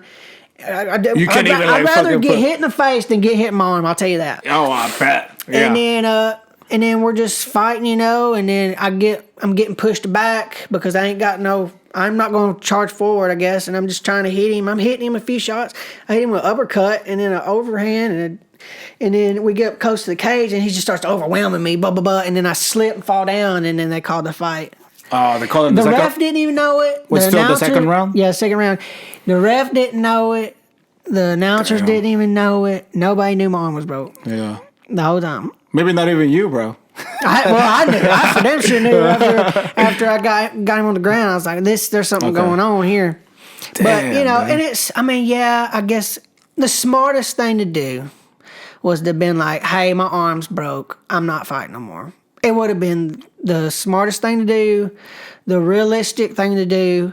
But in the heat. But in the heat, dog, you're like, I'm not fucking losing to this dude. You know what I mean? I'll fucking die. No, man. a fight is a fight, yeah. And it's more, if it was for money, yeah. Yeah, that would be different. But it wasn't even for money, And decent money. Not $500. Yeah, you know what I mean? It's, No, but yeah, like, you that's one thing, like, you never want to quit. Yeah. No matter what, obviously. And for you to keep going, because, like, I don't know how many people could even, like, not realize, like, hey, my arm is fucked up, Yeah. So, yeah, to me, like, you're a dog, dude. You're, like, because I saw the picture of the plate and the screws and all that. Oh, dude, like, they had to screw the bones back together. Yeah. And then I had to go a week when it broke. Why? Because apparently, like the so swelling? the doctor couldn't get nobody in. This doctor, I can't remember his damn name. I should know his name. This guy's new. First day. Yeah, First day in the ER. I'm going to tell you, I wish I knew the guy's name because I would shout him out right now, but he did an amazing job on my arm, dude. Yeah. Because with my arm being broke like it was, that was kind of one of them things like, okay, your arm might work, but it might not work right. Yeah. You know what I mean? Yeah, because you came back to fighting and shit. I started training back 6 months in. Oh, yeah. And then, it started hurting. That's when I tried them peptides. If you ain't done peptides, you need to try peptides.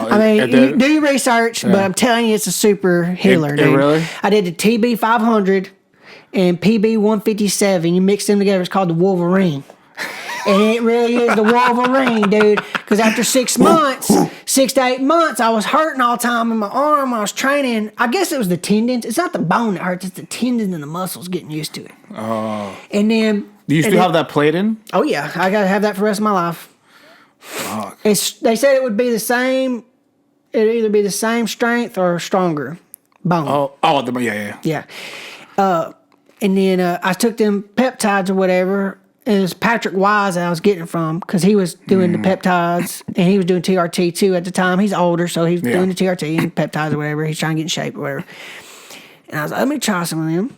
So I started buying them off of him. And then I said, hey, I want to do a cycle of that TRT because I've been doing my research on that TRT. To help you like heal Yeah, if you do faster, it for a long period of time, you can get depending on it where your nuts can't make testosterone no more, and that's where you're screwed. Yeah. But if you do like a 3-month cycle or 2-month cycle, you're not going. Especially your body will come back to it. If you're doing it to heal, like I did it. I told everybody I said I'm on TRT. Yeah. And then I took the peptides for 3 months, and I did the TRT for 2 months.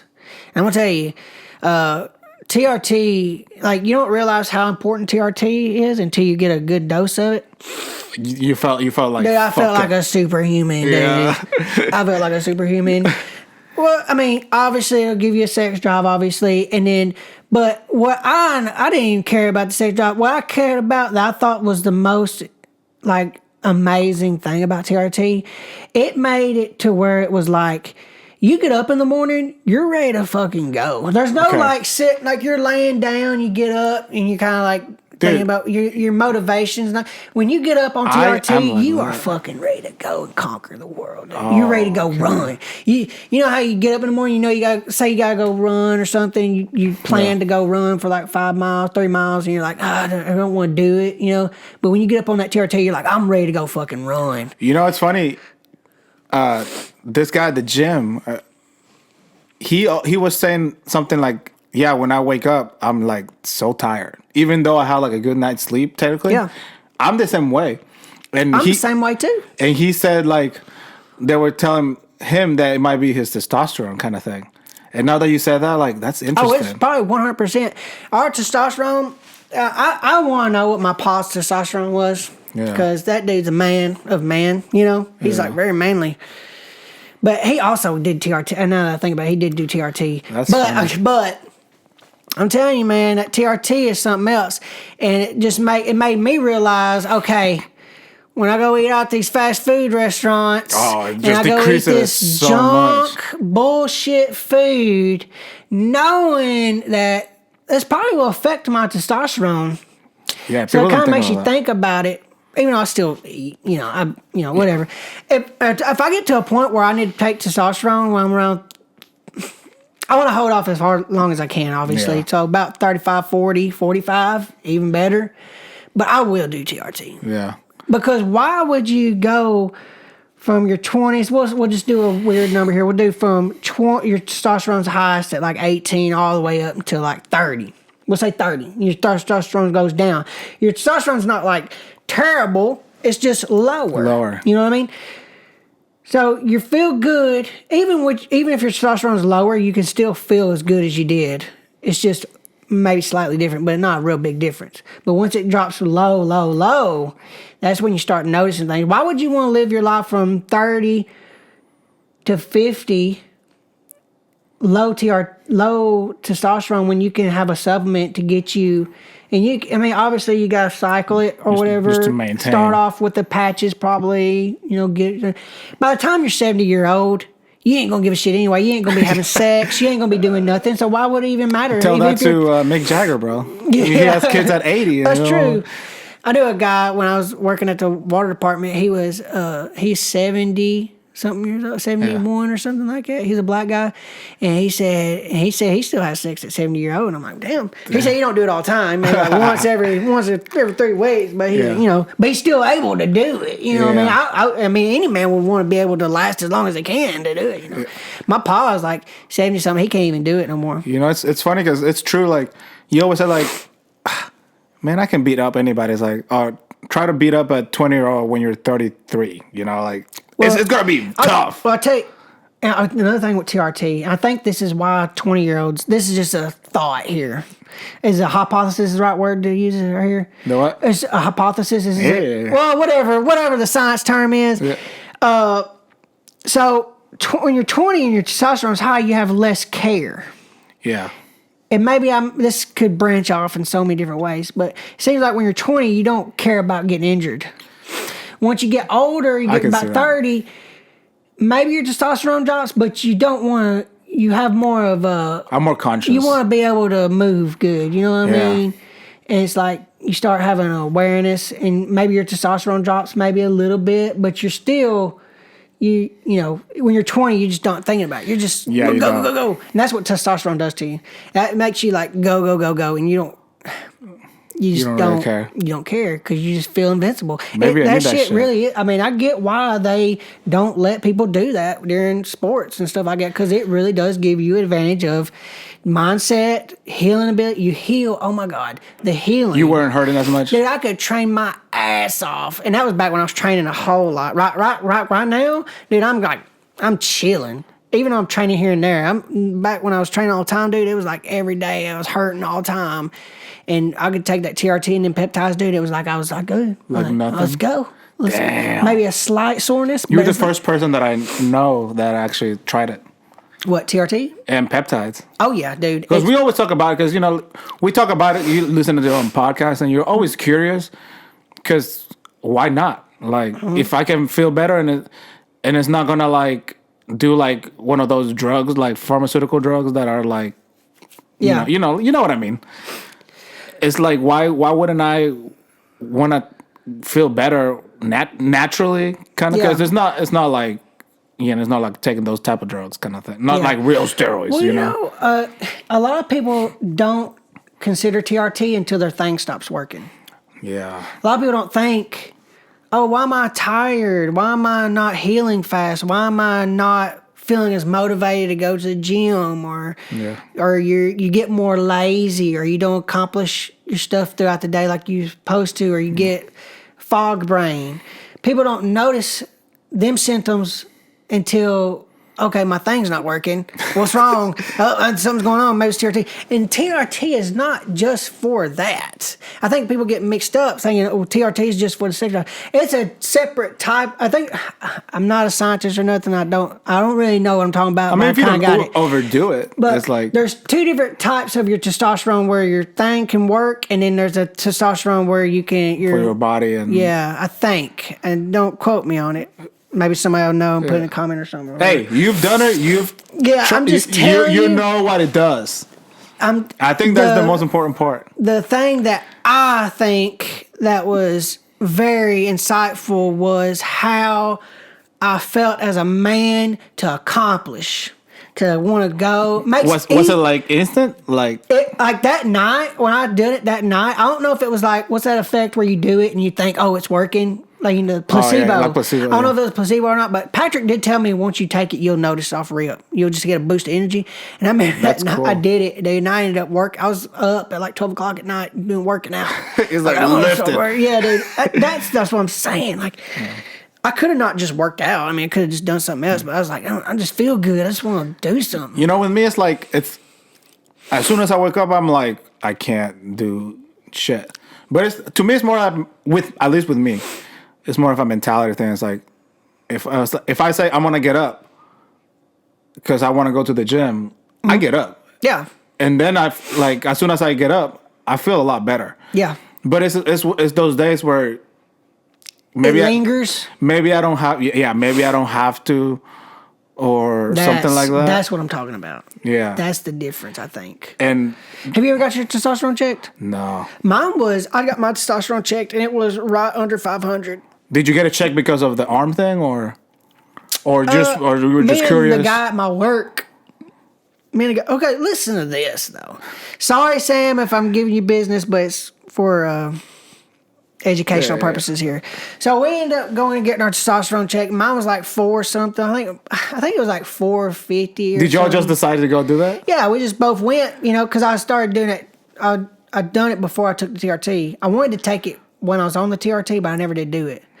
But I took it before, and it was like 450 something or something like that. And then he got his checked, and his was like 192. Oh, shit. 192. And I'm telling you, Sam Galarza, my supervisor that I had, he's a working sumbitch. Yeah. He don't work out, but he looks in shape. Like, he don't even work. Dude, I tell him all the time, if he started working out, dude, he would be jacked, dude. Good looking guy. He's got a good head on his shoulder. Like, he works when he's at driven, work. yeah. He's driven and this and that. And you would never tell. You could never tell that he had. I think his thing works. He never said nothing about it. It's like he just got it checked just to get it checked, and he got it checked. And he's a worker, dog. He's like, you would think his testosterone was in a good range. So maybe it's like what that you say, like testosterone for like your sexual thing, and then for your for your body kind of thing. So I'm not an expert though. I mean, I think it affects everything, obviously, because you can have muscle on you, and your testosterone be low. I think I've heard of that. You know what I mean? Like even UFC fighters have like low testosterone sometimes. Yeah. And a women's cycle is every 30 days. I don't know exactly how it works. It does something. Yeah. A man's cycle is 24 hours. Oh, shit. Every day. A man's cycle, so when you wake up in the morning, your body's been, and we'll talk about fasting too, because we got to talk about that. So when you go to sleep at night, you're fasting throughout the night, you're resting. You're releasing more growth hormone. And the more REM sleep you get, the better on you, because your REM sleep is where you're in deep sleep, that's when I'm twitching, like. Yeah, that's when you're like, yeah. That's when you throw a kick out of nowhere. Dude. Yeah. I do that sometimes. I do that. I've done that too. And so your body's releasing growth hormone because you're fasting and stuff like that. Your body's healing. And then when you wake up in the morning, that's usually when your testosterone's the highest. That's why you usually, when you go get your blood test done, you do it in the morning time, because that's when usually your testosterone's peaked. You're not ate or nothing. And then, they talk about the morning wood. I was about to say, the that's morning what the wood morning thing, and that's really true. So, and then throughout the day, your testosterone lowers. I don't know for sure, but I think it's important to fast as long as you can in the mornings. Maybe what I like doing is I like fasting in the morning and then go train. I train That's better what I when do. I'm fasted and then eating after. Yeah, I always have lunch at least 1-2 p.m. Yeah. I think that's good. Yeah. I think that's good. And then I wonder. It's just like I can't eat in the morning. It's like I've done it for so long. Like I never really had breakfast. Like I'm not a breakfast guy. I'm not either. So I wonder like how I want to try it one day. I'm gonna wake up earlier and try to like have breakfast and then go to the gym, see if I see a difference or something like that. Some people it works for them. But for me it's like I cannot eat in the morning. So. I'm not really sure, because I'm not an expert, but I do believe when you start eating, your testosterone may lower. Maybe, I think. I don't know for sure. But as your day, so say if your testosterone, so mine was like 450 something. Okay, that's my high. And plus, I didn't sleep good that night either. I did the test very bad. Like I didn't get no sleep that night. I trained that night or whatever, and I just didn't sleep good, so it kind of affected my results. Probably, maybe. Did the TRT help you sleep? Oh man, Does it help for that too? I do believe it does help. Really? I do believe it does help. Now, don't quote me on it, but I do believe it. Just everything works better. You know what I mean? And so, say your testosterone 450 in the morning. So as your day goes on, your testosterone lowers because it's a 24-hour cycle. That's how men work. So as you're going throughout the day, your testosterone is going to drop. And when you drop, say you're at like 3 o'clock in the evening, and your testosterone's down to 250, you know what I mean? And then you're not going to get another spike until maybe you go to sleep or something. And it spikes different times too, obviously. But, so, you just want to. That's interesting. And they, fasting, it talks about in the Bible, it talks about fasting and stuff all the time. And, I believe that's true too.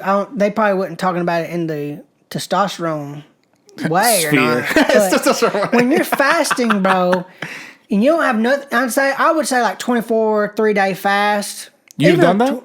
I've done a 3-day fast. I don't know if I can do that, dude. No, I haven't done a 3-day fast. I've done a 2-day fast. I've done 24 hours for sure, but it was like I used to have really bad stomach problems. I don't know what it was. Yeah, but they talk about fasting is the healer of the body, and now we're talking about the body. Now you can take fasting as like not fasting from your phone, or fasting from. You can definitely tell like when I'm conscious about not being on my phone. I sleep better too. Yeah, and it's like, and you get more stuff done throughout the day. Exactly. Yeah, you're not distracted. It's called consumerism. It's so easy though. It sucks. Yeah, I hate it. So easy. You get hooked on it. Because I grew up with no internet until I was like 16, kind of thing, 17, and then you have this thing, and sometimes it makes me mad. Sometimes it makes me mad because I know it's bad, but sometimes I just don't find anything to do. I guess. Yeah. But I could definitely. There's plenty of things I could do. Like read a book. Yeah, it's just so easy. I hate reading, dude. I can't. I mean, I'm not the best reader, but if I'm reading something that I'm interested in, I can read it. It's funny because like I say like I hate reading because I can't like sit down and read something. You know what? But that's what you do with your phone. Yeah, and I think too. Another thing is our phones. They do the reels. It's short. Yes. Like it goes straight to the point. Yeah. Dopamine, serotonin. And then you go to another video. Serotonin, dopamine. And you know what's the worst part? There's like so many good things you can learn on the internet. Oh yeah. With videos and stuff like that. And so many things that interest you that it doesn't feel like you're wasting time. You're like, oh, this is cool. And then like, oh, this is cool too. Cool. And then an hour goes by. Sometimes consuming so much stuff can make you forget more of it. I think I can see that. Yeah. It's like too much information. You're definitely not gonna like. And then when you're reading a book, it's like steady. Yeah. And then you're used to a phone, and you're seeing that. There's so many different things. It goes from like MMA to like I like cooking, I like dude, food, yeah. and then you go back and forth with something like it's just never ending. It kind of shortens their attention span. Oh yeah, for And sure. I already got that. I already got a bad problem about that anyway. You know how like, I've realized now, like even watching TV, I don't strictly watch TV. It's like I'm kind of watching and then kind of looking at I something do the else. same thing. It's so bad. It is bad. It's so terrible because if you can't focus on one thing, how are you gonna get anything done? Exactly. It's like, And then you live a life and you're not really paying attention or something. But if you was able to watch yourself in a third person throughout the day, and just I would be watch disgusted. yourself, you'd be like, "Damn!" I would be disgusted. I know I would be. I know. I I'd be like, feel you too. wasted 30 minutes doing that. Because even I feel it. Because I Yeah. feel it. It's like, what am I doing? Like, like every day, there's a point where I'm like, what am I doing? And like my eyes hurt because you're looking at this stupid screen for so long. Fuck. I don't know. What's your beliefs? I'm just curious. And what? Like, just like like God, a God and and stuff. everything like that. I grew up Catholic, Okay. and I think it's my parents like would make me go, but we didn't have like Bible study, so I would go to regular mass. And for an 8-year-old to be in regular mass talking about this life shit, Yeah. to me was It's hard to understand. It's hard to understand, hard to like be interested in it. So I kind of got away from it. I don't really know, man. It's tough It is tough. because life is so crazy. The coincidences or that happen to you, no matter what, it definitely makes you think like, this is too weird. Like, how is this? Like, how did this? Yeah. Even like meeting. It's hard to put the puzzle together. You know what I mean? Yeah, exactly. Even like meeting you is like it just happened, you know. Yeah. And why did it happen? Is like we both like doing jiu-jitsu or some shit like that. Yeah. Would I've met you before without it? Probably not. I never. And like Maybe seen each other at Walmart buying Yeah. groceries, but I wouldn't. but I wouldn't have talked to you. And like then we're like right here, dude. It's like that's amazing to me. It's wild, ain't it? Yeah, it's like How wild the world is. because your life changes in every second could change. Because I remember when one of my friends is like, "Hey, you want a job?" And I was like, "Yeah." And I go there, and the GM is Jenna, Oh, yeah. And know- that's how it works, ain't and it? that's how it worked. Boom, boom, done. Yeah, and then like, he look at me like I'm here with her. Like we've been together for 8 years, and it took 10 seconds. Like, hey, Wow, 8 years. yeah, he's like, hey, here's my friend. He wants to get a job. And it's like, okay. And she gave me an application, and that's it. And it just kicked off from there. Yeah, dude. If I didn't go in there, like, who knows where I've been right now? You know, I probably. Well, shit. it's like, I always, even. That's what makes me think about just even like the mere existence. Like we're on Earth. Yeah. In the middle of the Okay. universe. Yeah, dude. So okay. This gets crazy here. Okay, so we're on a what are we, a rock? We're a rock. Pretty much. Well, It's a rock. In the middle. There's supposed to be like There's mountains. Yeah. There's water. yeah. Well, we're on we're on a big ass ball. We're just gonna say what the science says, the experts say, or whatever. Aliens, whatever, the reptile people, whatever. What I don't can know. see.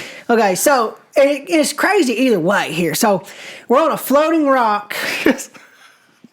We are so tiny. Mm-hmm. We're floating through space, we call it. Infinity. Black. It's all black. You got stars Dude. millions and millions of miles away. Yep. And we're moving. We're spinning, first off. We're spinning. We're moving in space. Yeah. And we're spinning around the sun, other planets. And we're on this earth, and we're animals. We think we're different than animals, which we are. Yeah. We're but just smarter. We're animals Yeah. on this planet that evolved. We don't even know how we evolved. We don't even really know the real science or the real Yeah. how we even existed and this and that. And that's where a lot of that stuff from the fallen angels and all that stuff is kind of like, well, what if that is true? Like, Yeah. what if there was something? I mean, if that is that crazy, we're flying on a rock. We're flying on a rock in space in this dark matter. We don't even know. How crazy is that to not believe that we were fallen angels, that Jesus came to earth and taught us the way or whatever, and then we had the fallen angels and they bred with the humans here, and it could have made us more intellect. I mean, I know it sounds that is no crazier than what I just said. Exactly. Okay, and then you go to, and with that being crazy, both of them, then you go to the reptilians, all that stuff. Is there reptilians living around here, and we live on a flat Earth, and the government keeps us from not knowing what's outside the Earth. Yeah. They got a treaty signed in Antarctica where you can't go. All the nations can't go there or whatever, and they talk about this the ice wall, and we're in the ice wall on the other side. You got the Rockefellers and all them. It's all kinds of crazy shit. You can go down a rabbit hole, which I think the funniest thing to me is like we'll never know. How we got to this point. Like it's impossible. You can't. You just have to go back in time, and you can't. So I know. And then you go there. I think there were 7 different times of human existence.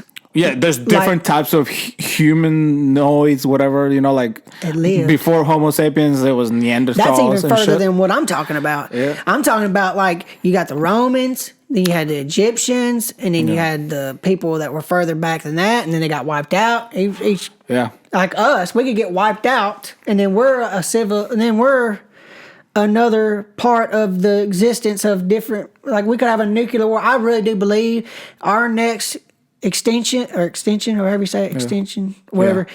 Our next one is going to be nuclear war. It's going to wipe out most of the planet. That's 100% what's probably going to happen. And who's going to cause it? The humans. We are. Yeah.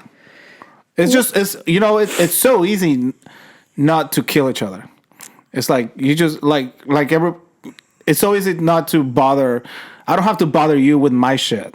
Yeah. It's like why can it's just so hard. It's obviously now, you know what? It's like it's all the money, bro.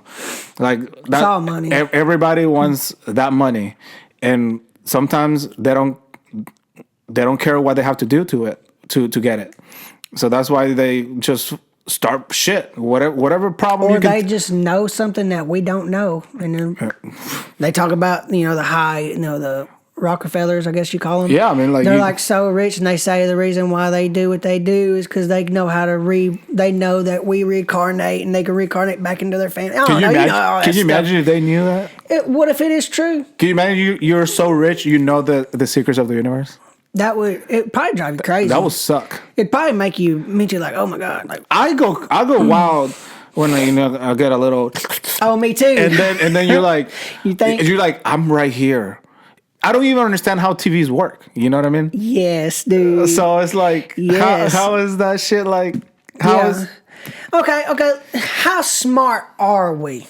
Okay, and everything that's made, this TV right here, we don't know how it works, but they make it, or say, dumbed down enough to where we can use it. Yeah. Cars. I don't understand how the internet works, dude. Like a car. There's so much things about a car, and then taking a transmission apart and putting a transmission together. Like, that's crazy. Yeah. I don't even know how to do it, but I mean, it's like that. But it dumbed it down for us to be able to use that car. Yeah. The computer. There's a lot more shit in that computer right there, but we know how to type on it and know how to set it up to do this podcast. Yeah. And it's like, how smart are we, though? I mean, we're pretty smart. Yeah. But to a degree, we can't remember a whole lot. Like, we did this whole podcast, and we'll probably just remember a few things from this podcast. Yeah. Because our memory won't remember the whole thing. You know what I mean? Yeah. I don't know if that's part of intelligence or not. I mean, intelligence kind of goes... I think we get to the point, like, we're very smart, yeah, but we don't understand most of the actual life. Yeah. I think we're very smart with, creating and making shit or shit like that. But the true essence of life is like, that's why we're like progressive. Because I think this is just one of my takes. Is like, obviously nobody knows what happens when you die, right? Yeah. But I think that's why people are religious. It's like because they want like an answer. They don't want to be just done because Yeah, of course. that's the scariest. Like when I think about it, it's like, man, I'm here right now, but tomorrow it might be over, right? And then you're like, and then I'm done forever. We're done forever. Like we only have so much time. And if that's it, that's it. And you don't know. You don't know. But I think it's a lot of comfort. And I get it. Like nobody wants to just be done. Yeah. Like you wanna There has to be something. like that's what we don't know. We don't know. You know, but religion gives you a very good base for Structure. yes. And But to also, live like a decent human being. Yeah. To me, like to me, religion is more like philosophy instead of like a religion. That's how I see it. Yeah. Because I can obviously like Christian people have a good way of life. Like we all play by those rules, anyways. You know, like and the commandments is don't kill, and like obviously don't kill, you go to jail and shit like that, right? Yeah. So I think that's like a good philosophy for life. I don't think maybe I'm not convinced yet about the whole, religious part of it, like the almighty part of it.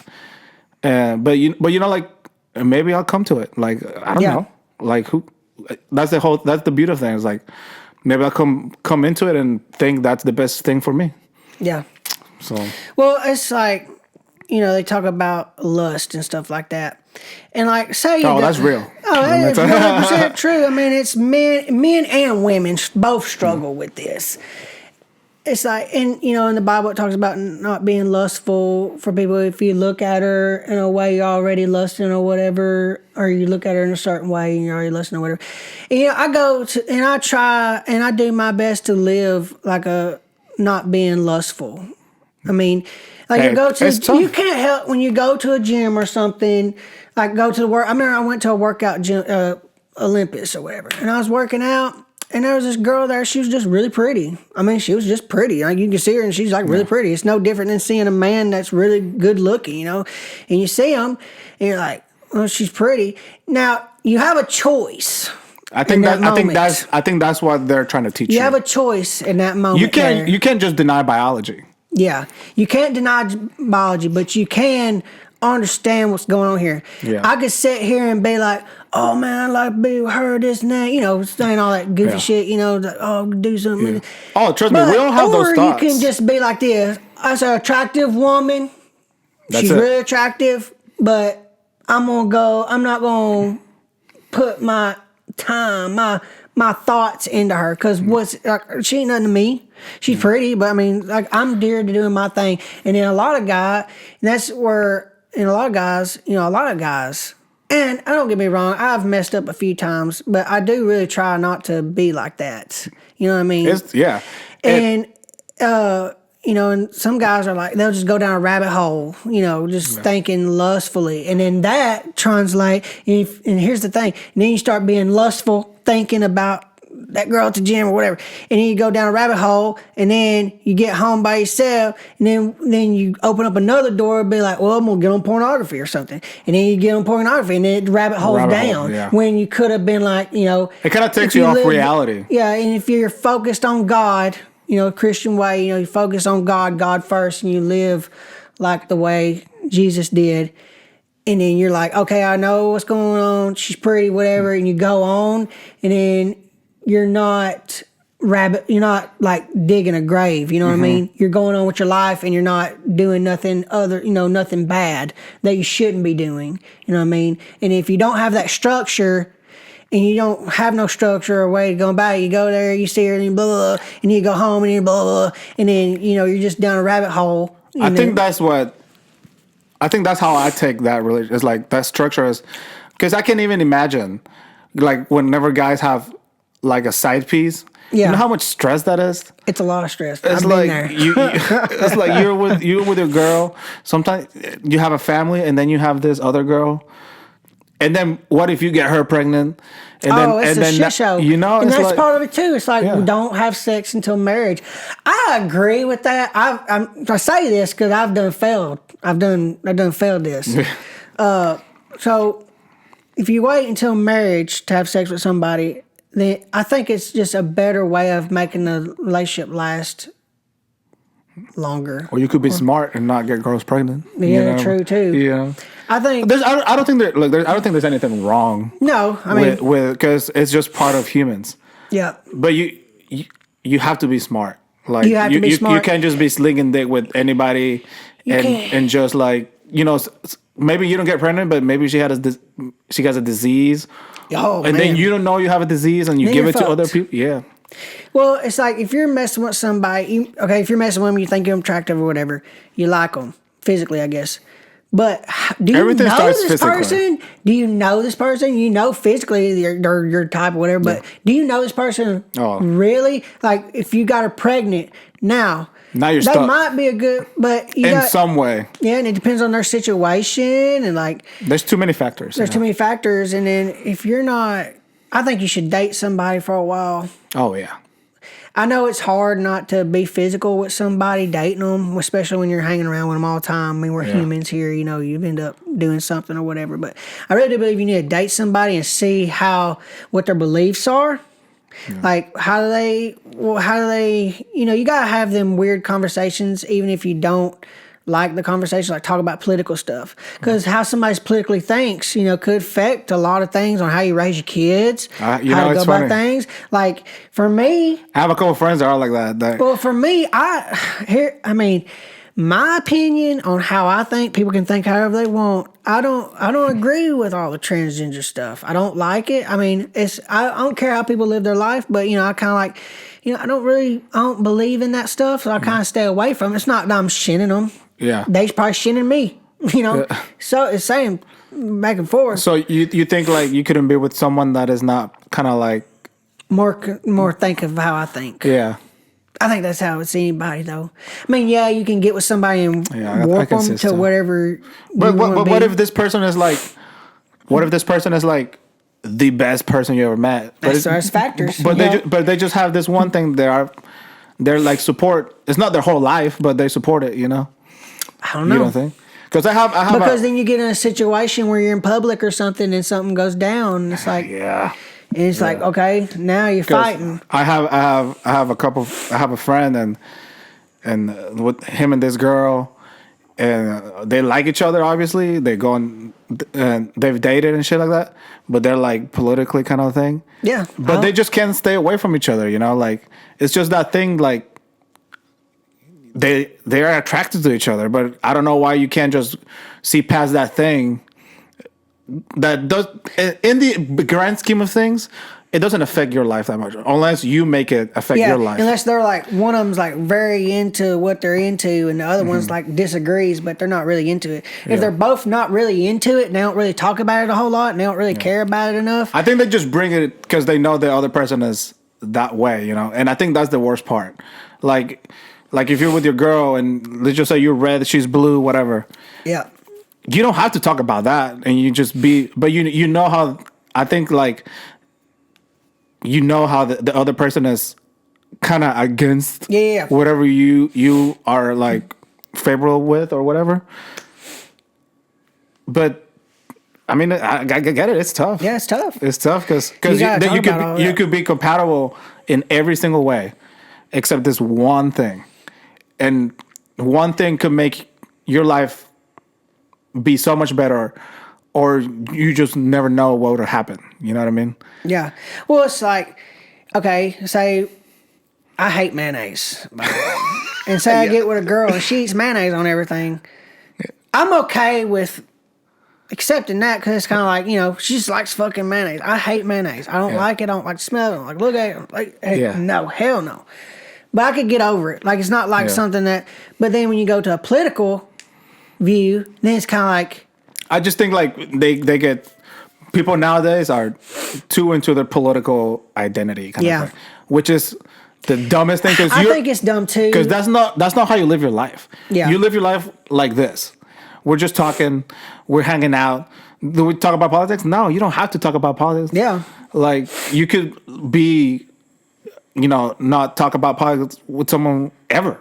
Like I think people are just trying to identify too much with it. Yeah. Instead of living life. Well, I'd say religion probably will play a big factor in how somebody works out together too. Because say if somebody's a Christian, say somebody's not a Christian, but they do stuff that the Christian one's not doing or trying not to stay away from or not be a part of, and then their lifestyle's doing them things, and it's making them not follow their belief, and it kind of scrambles. Yeah, it up. that's different. Yeah, it's a little different. Because political thing is like you're just talking about policies and shit like that. But when you talk about religion, like some people are shitty people. Oh yeah, and 100%. you don't want to be like that with shitty people. Maybe like whatever happened to them, like you just should. I don't want to be around that type of people. Yeah. But the political thing is like I don't give a shit. No, I don't either. Like you could be my friend, and maybe we don't agree in a lot of shit, but it's okay. It's fine. It's not. But I think like more people should be like that. Yeah, but I think a lot of people are just strong-willed. Like, no, you believe what I believe. Exactly. You don't believe what I believe, and I don't like you. It's like, yeah. Okay. And it's like I don't understand that. It's weird to me because I see it with them and they're together, then they're not, then they go to Vegas, then they'll go to a concert and they have a good time, and then they come back and it's like, no, I don't talk to them anymore. And it's like, come on. I've been in that situation, and it's hard. Yeah, and you don't know what they're doing, and then it's not compatible. It's not. If you have to deal with if that's gonna be such a problem where every day is like that, I understand. Like, yeah, okay. But if it's just like sometimes you get mad, yeah, it's like I don't know. It's tough. To me, it's not a deal breaker to have different political thing, but shit, the way the culture is now. Oh, dude. It's almost like that's everything, dude. Well, speaking on that, he's talking about, in the Bible, it talks about protect your eyes, protect your ears. And then, I get on social media sometimes, and then you'll see, like, I'll call it demonic stuff, I guess. Not really demonic stuff, but it will say, like, you got women acting inappropriate or not dressed right, and then you got people on here doing things that's just for attention. Yeah, like doing stuff like that. And I'm sitting here, like, I'm watching this stuff. I'm like, is this what this is talking about? Even though this is more up different it's up context. to date. Back in the day, they were talking about it, and now it's even worse. Like, now you get on social media and see stuff, and it's like, man, should I be watching this or seeing this or, having this in my mind to have? I don't think we're meant to see everybody's opinion. Yeah, because that's where you. But it's also good to see people's opinions. But I agree, but not everybody sees it like that. Everybody's like, you should not say that. Yeah, and it's a lot of people like that. And it's like you could just not read it, bitch. Keep going. Like, yeah. And I think that's everybody's problem. Everybody gets hung up on things. Like, I go on Twitter and whatever, and I see the dumbest thing I've ever heard. I was like, well, that's stupid. And I just keep going. Right? You don't put your focus on it. No, and like the people that comment on it and want to argue with people, I did it once, and it gave me so much anxiety, dude. And I was like, why would people want to do this every fucking day, all day? Because there's people that do that shit. You think it's because people don't have nothing else to do? That's what I'm guessing. When you're focused and dialed in, and so you got your old lady and you train jiu-jitsu and you got your own life to live, you don't really have time to really think about other people's situation. You got to focus on what you got going on. And also, I don't give a fuck. Yeah, so that's what I'm saying. It's like people care so much about the dumbest thing. The internet is not even real. Like, it could be a bot, Yeah. It's like... And it got you. They got you. And then you think about like, yeah, why? But why would people? Why is there someone having 1,000 accounts just creating chaos? Like, right? Yeah. Like that's the because why do we need bots and social media? And like, why can't it just be regular people? Yeah. Like, I don't understand why if you decided like, hey, I'm gonna start this 10 accounts right now. And just put your AI thing and you don't do anything. It's just the AI doing everything. I don't understand why would anybody want to do that. Easy. Yeah, but for what purpose though? Like, what's the purpose? Or you just want to troll? They just trying? Are they making accounts to make money off of them, or making accounts? That's what I don't know. Because I'm pretty sure some of these bots that start shit, they don't make money off of it because nobody listens to them or some shit like that. I guess they got something going on in their head or something. That's what I'm saying. It's like I don't understand. What's going on? It's fucking dude? weird, dude. it's I don't know. It's when you live in and you'll get around people, talking about some people you don't want to be around. You get around people like this conversation we're having. We're talking deep. We're getting deep into things, like talking about like things that are kind of like, stuff that people don't normally talk about. A lot of people don't even know to even think about stuff like this. Yeah. They're so closed-minded. And I think to myself, am I closed-minded to certain things? Maybe I don't even know that I am being closed-minded. I try to be open-minded to everything. Even if it don't make sense to me, I'm like, But okay, maybe, why am I not... Maybe it just hasn't come into your life. Yeah. Which I do like about you is like, you're like, I want to learn. Yeah. Like you're like, I want to go to different countries. I want different cultures. And I was like, that's how it should be, I think. Yeah. Because you're never going to learn if you just stay like, no, this is it. Like, fuck you. If you don't agree with me, shit like that, You like, think it's an ego thing? Oh yeah, for sure. I think, Also trying to think that you're right and they're wrong, I think. And that's definitely an ego thing. Oh, yeah. To be, I'm right and you're wrong in this subject. It's like, okay, why? But you don't want to talk about it? I was like, no. I was like, well, you're fucking stupid. Yeah, I mean, why? You know what I mean? Dude. Just even like, a lot of people don't even think about how, like you said, like crazy this life is. We're in a fucking floating rock. Yeah. It's like, no. We don't even know what's under our seas. Exactly. You don't even know what's the whole spectrum of our existence right now. Like, there's so much shit that we don't know. And we could go to heaven. Me and you could go to heaven right now, and then say we meet God or whatever happens, and they say, the reason why you was sent here is because you're supposed to have that podcast with Edgar, and Edgar was supposed to get that podcast out. And it's like, I mean, I know it sounds crazy, but I mean, it's like that. Yeah. And life can change on a dime. We don't realize how much me and your life. We're sitting here on this couch. We're chilling. I got my Zens. Yeah. I got my water right here. We're sitting here. We're chilling, and war could break out between us and China. What if a fucking helicopter just crashes right here? And then, life can change like that. Yeah. I mean, you saw that. You lived through that whenever we were doing the tryouts and for the MMA team. And that's why I always say you're a dog, dude. Cause, oh, yeah, dude, that was rough. Because we were doing the tryouts and you're sparring with Mackie or whatever. And he throws a knee right to your face, dude. Oh, I felt that. And you kept going. We all were like, holy shit. Because we saw it, boom. Dude, that was and rough, then y'all kept fighting. And then the round is over and everybody's like, fuck yeah. Like, Yeah. And then we see your face and your face is fucked up. Yeah. That hurt. I bet. That was a big gash. I got a scar right here now. Yeah. And that is the easiest part. Whatever happened to you after, like, bro, you almost died. Like, yeah. From doing what we like to do, like that. You got an infection, and it was then Trent's. Oh yeah, dude. Trent's gone, God. and then where's Trent? Dude, it was like, oh, dude, he got staph, and I was like, yeah, dude, that sucked too. Yeah, that's what rough. I'm saying. Like, it's like that, dude. Like, it took one knee, and like obviously, he shouldn't have thrown the knee, but. It happens. The staph was before that knee. You got staph before? I got scratched by somebody. Is that scar right there on my? Oh yeah. I got scratched by somebody, and then I got scratched at on my gym? neck. Yeah, and then. So you ready? That was during the. I got the staph during the tryouts. So somewhere in the tryouts, I got scratched. Then I got that knee, and then I got staph. Yeah. All in one go. Which is, someone's scratching you. That's normal. But when a simple scratch leads to life-threatening... I had a fever and everything.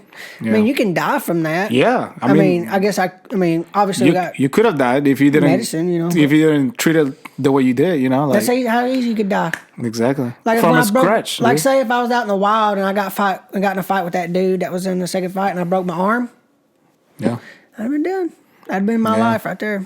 Or I just wouldn't have an arm or I'd be dead. Yeah, people are focusing on the wrong things, I think. Yeah.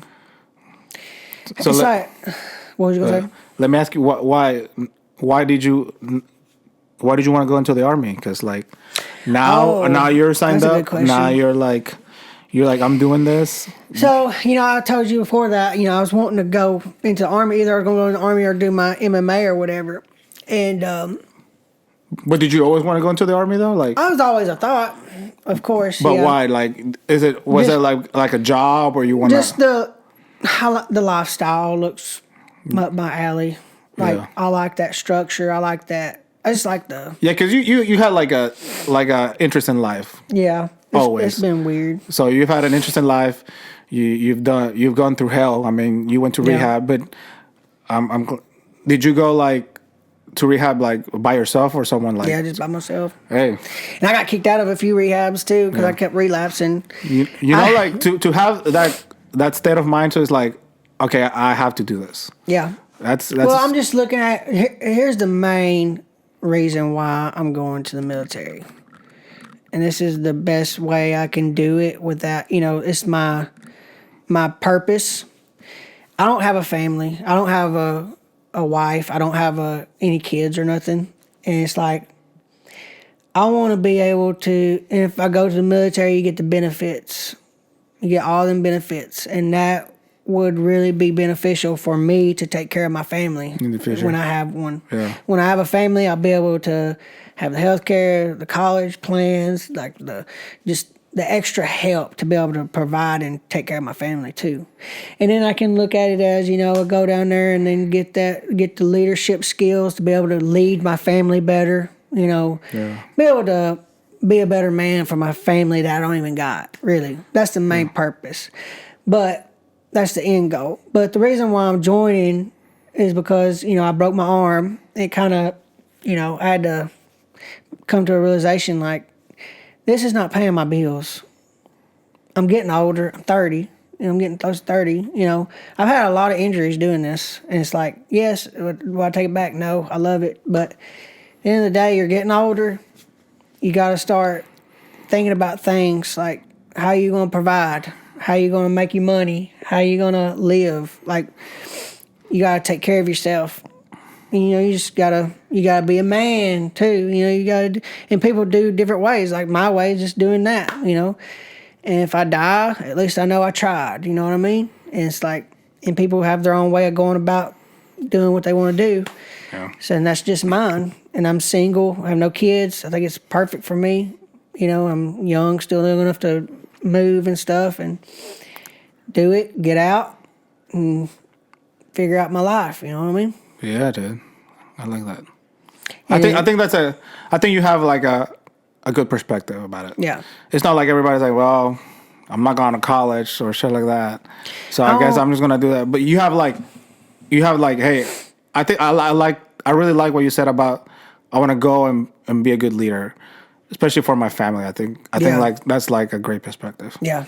You have a good head. Yeah. Because from all that you've been through and like how you've gotten yourself out of all those bad situations, yeah, you're a resilient guy. So Yeah, well, I think you're I appreciate that. yeah, bro. You're like I said, you're a dog, dude. Everybody has their own little story, and everybody's story is unique and powerful as the next person. Nobody's story is no different than anybody else's. That's why I do this, dude. Like that's why I do the podcast, because I'm more interested in regular people than famous people because, like, I rather sit here with you or my fucking neighbor that I've never don't really talk about, and then we start talking, and it's like, dude, that's amazing. Like, no matter what, like, there's always something amazing about everybody's story. Everybody. Like, it doesn't matter if you think it's insignificant. It's something I've never experienced.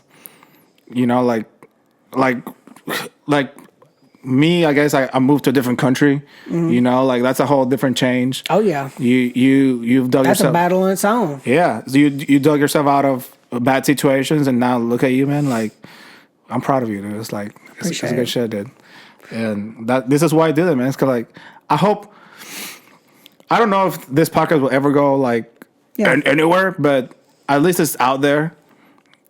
And how many people are gonna like maybe they're in that hole. And then they look at you, and not even like it doesn't matter that you're not a millionaire right now, but I think it's your perspective, that should inspire everybody. It's not about your success. It's about like your mentality. I think.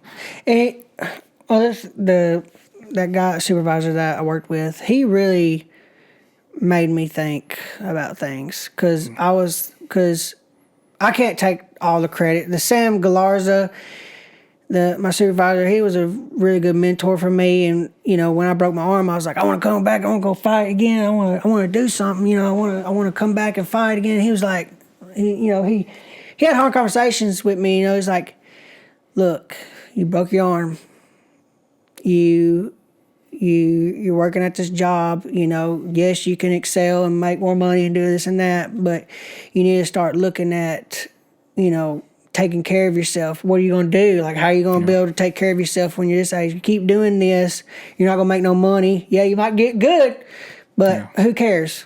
Yeah, At the end of the day, who cares? It's not for everybody. Like, same with me. Like, maybe I'll never be a professional musician, but I'm here, who knows? Maybe I'll be more successful doing something else. Right. Maybe you doing that. Maybe you doing your musician stuff, and then you come across a branch that branches off from that, and then that comes successful or whatever. It's like not even that. Like the drums is the reason I'm here with you right now. So it's like, see, that's how things work, dude. It's like it's really how things work. Like everything branches off from one another, and then you find that where you need to go. Yeah. I've been, obviously, I chose 11 Bravo infantry. I could, and everybody was like, why the fuck do you want to go to 11 Bravo? Why do you want to do that? What's the deal with that? Like, what's the 11 Bravo is like infantry. It's kind of the front line, more likely to see combat type stuff. Marines are more tougher than, I think Marines are tougher than Army infantry, but they're the same damn thing. Yeah. A little different. But I just like the Army because it has more support. And then Marines, they don't get as much funding and stuff. And it's just a different culture. And I kind of like the Army culture, so I went with the Army. And they say, why do you want to do that? That don't translate good to the civilian world. Why don't you just go in there and get a job? And then when you get that job, then you can come out and then you can get a job doing what you went to college for in there. And I was like, yes, I could do that. But I just want something that's going to keep me. I like adrenaline too. It's like, I like that don't know. You know what I mean? And that's the best way to be like, the don't know, man. And I'm just here. It's like, I could go and get a different job and do something different now. Yeah. But it's really what you want. Yeah, that's what I want to do. And then I've gotten so many heated arguments with my family and stuff. Like, why you want to do that? You don't need to do that. And then they're like, well, what if you kill somebody? How are you going to feel about that? Or what if you have to shoot a kid or shoot a woman? It's like, well, hopefully I don't. Yeah. You know what I mean? Like, dude, that could happen to me out here. I know, that's what I say. If someone's trying to kill me, it's like, well, fuck you, Yeah. It's like the same thing. It's just like here is civilian, over there is war or whatever. But it's always different settings, but it's still the same essence. Yeah. It's like you're just trying to survive. I mean, when you have to survive, you have to do shit. Yeah. But I appreciate it, brother. This was. Yeah, man. I'm glad you did it, man. Like, not many people want to do it, and it's I had fun. I hope you have fun. Oh, dude, I had a blast. Yeah. We got to do this with Park. Man, we can have our own podcast before you leave. Yeah. Yeah, we're gonna do that. Maybe we can do a bigger podcast. Maybe get another person on. Yeah. Get Parker on too. Yeah, let's do it. Do a bigger podcast or something. But I really enjoyed this. I really appreciate you having me out, though. I really like how you got your set up, and I really appreciate you having the time to talk to me and have a good conversation, man. I love it. This is what I like to do the most. I like talking to people. And like you said, like serious stuff. Just your perspective. It's like I want to learn from everybody. So you seem like an intelligent guy. Though. You can be diverse with different things. I really like that. And it's real cool that you got this going. And I think you should keep trying and keep pursuing at this because you never know, this might turn into a good thing. Hey, appreciate it. I really like how you did this. Hey, appreciate it. Peace.